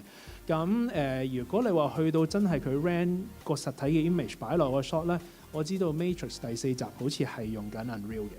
咁你話仲有冇其他咧？我就暫時未知，但係我覺得都應該多啩，只不過大家未必會攞出嚟講咁解嘅，因為佢嘅 quality 已經比之前係好咗好多，好接近一個平時一個 offline renderer 可以做到嘅嘢。係咯，我都知道好似Blender 都係後起之秀，而家比較多人用呢啲 tools 咁樣咯。咁其實喺呢個 industry 裏面，其實大家都係咪而家都學緊 Unreal？ 係咪學緊 Unreal？ Unreal 係咪好難㗎？我聽聞 Unreal 好難㗎。我唔算好識，我淨係識好基本嘅操作。有啲同事係好叻，甚至乎好專嘅，即係我頭先講話寫 pipeline 嗰個 programmer，佢好專嘅。咁我成日都串佢話：你係一個 Unreal 嘅 sales 嚟嘅，即係佢成日喺度 sell Unreal 咁嘛。我 OK， 我 sell 好啲嚟啦。哦 OK， 因為佢熟 Unreal， 佢 expert in Unreal。但係我見好多學生，即係或者有啲好多課程其實都用緊 Unreal， 即係會教緊 Unreal 噶嘛，係咪？咁所以我相信呢個都係一個好快會普及嘅一個工具嚟嘅。OK， 好。同學仔仲有冇咩問題？後面唔好意思，後面有個靚女先。想問咧，會除咗 build model 以外嘅技巧之外，仲會想收啲咩人才？好多謝你嘅問題。其實我哋公司就分 team 嘅，即係有 modeling team 啦。頭先咁講 modeling team 就係 build 啲 asset 啊，會係做啲 layout 啦。咁跟住有 motion 啦 ，motion 就係做啲 animation 啦，即係人又好，車又好 ，set camera 又好 ，previs 又好，都係會有啦。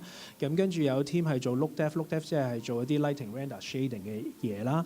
咁跟住仲有就係 FX 組啦 ，FX 組係做一啲爆破啊，捲風啊、爆玻璃啊、大爆炸啊、地陷啊、掀件衫啊，呢啲都係 FX 做啦。咁跟住有 compositing team 就係做一啲合成嘅嘢啦，將所有嘅大家 range 出嚟嘅元素擺埋一齊啦。咁仲有一組咧就係叫做 development team， 嗰度得一條友啫，就係嗰條友嚟㗎。咁嗰個就係將去負責一啲 pipeline 啊或者技術上面嘅 support 咯。咁所以早我哋都即係應該咁講咧。而家呢刻咧，其實有人問我哋有冇請緊人嘅。呢一刻其實暫時叫做啱啱好 full 咗嘅。我哋請緊咧，反而係 IT 嘅 admin， 唔知有冇 IT 嘅 admin 想 apply。咁但係我永遠都係咁講，就係即係我以前我去揾工咧，都係如果我覺得我個 profile 靚仔，因為其實我哋呢行係睇 profile 多過睇你張學歷係點啊，即係你嘅畫面係講晒你嘅所有嘢。咁所以你不妨就算係嗰間公司冇講緊請人，不如你都 send 個 email 或者係 profile 俾我哋睇下，喂，我個作品可以去到咁啊。我哋可能見到靚已經心喐，咁就有另外一個打算都未定啦。所以係咯，踴躍 send 你哋嘅 profile 俾我。Thank you。係留意住我哋嘅 website 啦，我哋好快咧就會出啲新嘅 job 出嚟㗎啦。OK， 咁仲有冇阿老師頭先舉手？係阿老師。即係簡單啲嘅問題嘅，愚蠢啲嘅。你用嗰個 Unreal Production 同我哋用嗰個 Unreal 有冇唔同嘅？即係其實可以 license base 㗎嘛，係啊，即係可以同佢買啲特別嘅嘢咁樣。冇，應該冇唔同嘅，冇唔同嘅，係一樣嘅啫，純粹係咯，冇唔同嘅，冇唔同。純粹我諗 version 嘅啫，即係我哋嗰陣時做就唔係，而家好似去到咩5.24定係5.幾多？咁但係我哋嗰陣時就前幾個 version 嘅，都係5嚟嘅應該係。係啊，都好似係5嚟嘅，好似係。咁另外就係咧嗰個城寨嗰個成個 overall 個 building 咧。幾多個人做咗幾耐？你講嗱，如果你嗰棟嘢係啦，嗰棟嘢啦，即係你喺 Blender 裏邊做應該係嘛？定咗話外圍嗰個嘢就係喺 Blender 做嘅。幾耐我答唔到你，我淨係知好耐，因為基本上就係由嗰個一拍完開始，跟住我哋有時間就開始攝去做啦。咁跟住做到個 project 完咗，即係1年。即係唔係去到1年最尾嗰日嘅，但係去到好尾其實都仲喺度執緊嗰啲外形。拆住做又係啦，咁所以又唔講即係達唔到一個實際嘅日子，但係佢 keep 住去 build up 咁樣咯。咁你話入邊其實點講咧？入邊其實我淨係記得我感覺上唔係好耐咯，因為其實主要去煩嘅都係頭先所講，就係我哋點樣破咗啲直線啊，感覺上可以斜啲啊，感覺個岩殘啲好睇啲。咁係咯，但係就唔算好耐，我哋啲同事都幾快手嘅都。唔該。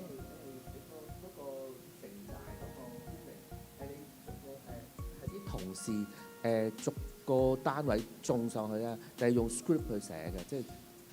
如果你講緊應該係話入邊嘅城寨，即係如果去到 Unreal 入邊嗰個咧，其實佢哋都拆咗 asset 嘅，即係你當好似一個單位係一個 asset， 咁跟住佢哋初頭應該係 Blender， 跟住就種翻上去，但係 on top 再要加啲嘢，一啲 asset 去再打破翻成個嘢嘅，咁好早期咧，大家有喺度幻想過就喂，不如整個 geometry note 啊，整個 script 跟住 gen 咗佢啦。但係事實邊有咁開心啊？咁所以搞下就係不如我哋手擺啦，手擺好似容易啲去到個效果。咁所以都係手擺嘅。咁但係佢哋有某啲可以嘅情況，其實佢哋都會盡量用。只不過即係咁講就係可以有佢貢獻到嘅嘢嘅。只係有啲嘢都係要用 Access 跟住擺翻靚仔嗰啲咯，譬如好似喉管，我記得佢哋係有啲 tools 係可以滴滴滴滴滴，跟住佢就會有新一條，或者電線佢哋都可以做到。但係有啲我諗好仔細或者好影響成個大結構嘅，佢哋可能手擺比較多。好，唔該你。好，解決咗你哋嘅問題啦。仲有冇同學仔有問題想問佢？定係還是又係完咗 show 之後，你哋想捉住阿 Jill 嚟問 ？OK。好啦，我都知道你哋應該係想一陣間捉住阿 Jill 再嚟問㗎啦。好，唔該晒，同事麻煩幫我轉一轉先。唔該晒 Jill，麻煩晒你。再一次多謝翻咁多間嘅公司今日嘅支持先。咁亦都多謝大家今日嘅出席啊！我都知道大家喺百忙之中今日出嚟嘅。咁或者我哋都轉一轉翻個畫面先啦。係啦，咁一陣間可唔可以轉翻我哋個 PowerPoint 嘅？係啦，唔該晒你哋先。OK。好，我咁啊今日再次多謝有阿 Andrew 啦，有 Tony 啦，同埋有阿 Jill 嘅。OK， 咁好啦，麻煩大家啦。咁而家咧就呢個時間就麻煩大家掃一掃呢個 QR code，咁就麻煩大家俾翻今日嘅 comments 我哋啦。你哋對今日嘅 event 有冇咩特別嘅 comment 想俾翻我哋？有邊一部分你哋係好滿意，或者有冇咩問題啦？另外啊，或者會唔會有邊一 part 你都想我哋下一次再講多一次，大家可以再清楚啲，或者再問到多啲相關於我哋數碼娛樂業嘅一啲資訊啊，或者你哋想知道嘅一啲問題啊咁樣，大家都可以掃一掃呢個 QR code 啦。我見到現場好開心，大家都舉起晒你哋嘅手機啦。係啦，麻煩大家就即場可以填翻我哋嘅 questionnaire， 我哋嘅問卷嘅。OK， 大家有冇朋友仔未掃到 ？OK， 好啦，咁呢個畫面咧就係啦，好似頭先咁講啦。我哋其實咧好快咧就會有新嘅 job 出㗎啦。咁係我哋今次其實我哋講緊我哋有第6屆嘅Fresh Grad Program 啦。咁如果大家咧想去apply 我哋呢個 program 嘅話咧，大家可以事先擺你哋嘅resume 啦，上翻去我哋嘅 website 嗰度嘅。咁大家可以掃掃呢個 QR code，或者去我哋嘅 website 嗰度咧，直接咧就撳我哋嘅 apply now， 就擺翻你哋嘅 resume 或者你哋嘅 CV 或者你哋嘅 portfolio 咧，就係喺我哋嘅 website 嗰度。咁僱主咧就會喺呢度咧就可以揾到你哋啦，或者甚至乎你哋都可以係嚟翻我哋嘅 website 嗰度咧，到時大家可以喺latest job 嗰度咧就揾到我哋最新嘅 job 㗎啦。咁當然我哋嘅 job 出嘅時候咧，我哋都會通知你哋嘅老師嘅。你哋可以隨時捉住翻你哋嘅老師嚟問嘅。OK， 大家係咪都掃咗？好啦，咁大家如果有問題嘅話咧，都可以 contact 我嘅。呢個就係我嘅電話啦，同埋我嘅 email 啦。咁我係啦，我係 Yoyo。好啦，咁真係再次麻煩大家填翻個 questionnaire。如果大家有問題嘅話，隨時可以喺我哋嘅 questionnaire 嗰度填翻啦，話翻俾我哋聽你哋需要啲乜嘢，或者你哋有咩想有改進啊，或者想我下一次嘅 talk 想我哋講乜嘢啊，或者想關於 DE 上面有咩問題呢，大家都可以喺個 questionnaire 嗰度咧話俾我哋知嘅。OK， 好啦。嚟到最後尾嘅部分啦，就係我頭先講咗好耐㗎啦。其實咧，我哋第6屆嘅 Fresh Grad 咧已經開始咗報名㗎啦。好似頭先咁講，可以上翻去我哋嘅 website， 我哋嘅 portal， 你哋隨時7×24係可以上去我哋嘅 website 嗰度啦，就填翻我哋嘅 CV 或者等翻你哋嘅 profile 上翻去我哋嘅 website， 咁隨時都可以擺翻你哋嘅 information 上去嘅。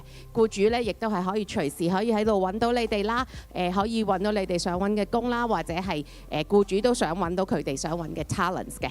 OK， 咁呢個就係我哋第6屆嘅 Digital Entertainment 咧，就已經開始咗，歡迎你哋嘅加入啦。大家仲有冇咩問題？係，有個同學仔有問題。OK， 呢個 website 嘅 QR code 係啦，可以隨便。呢個係我哋第6屆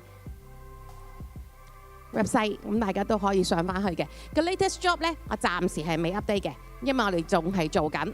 咁我哋好快就會擺翻個 job 上去㗎啦。咁大家可能留意下啦，呢個零兩個禮拜度啦，我哋都會係擺翻上去。同埋如果你哋有需要嘅話咧，都可以揾翻你哋嘅老師去問嘅。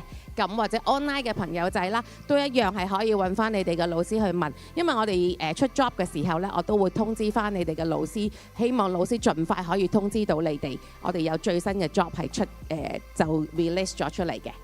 OK， 大家有冇問題先？係呢個。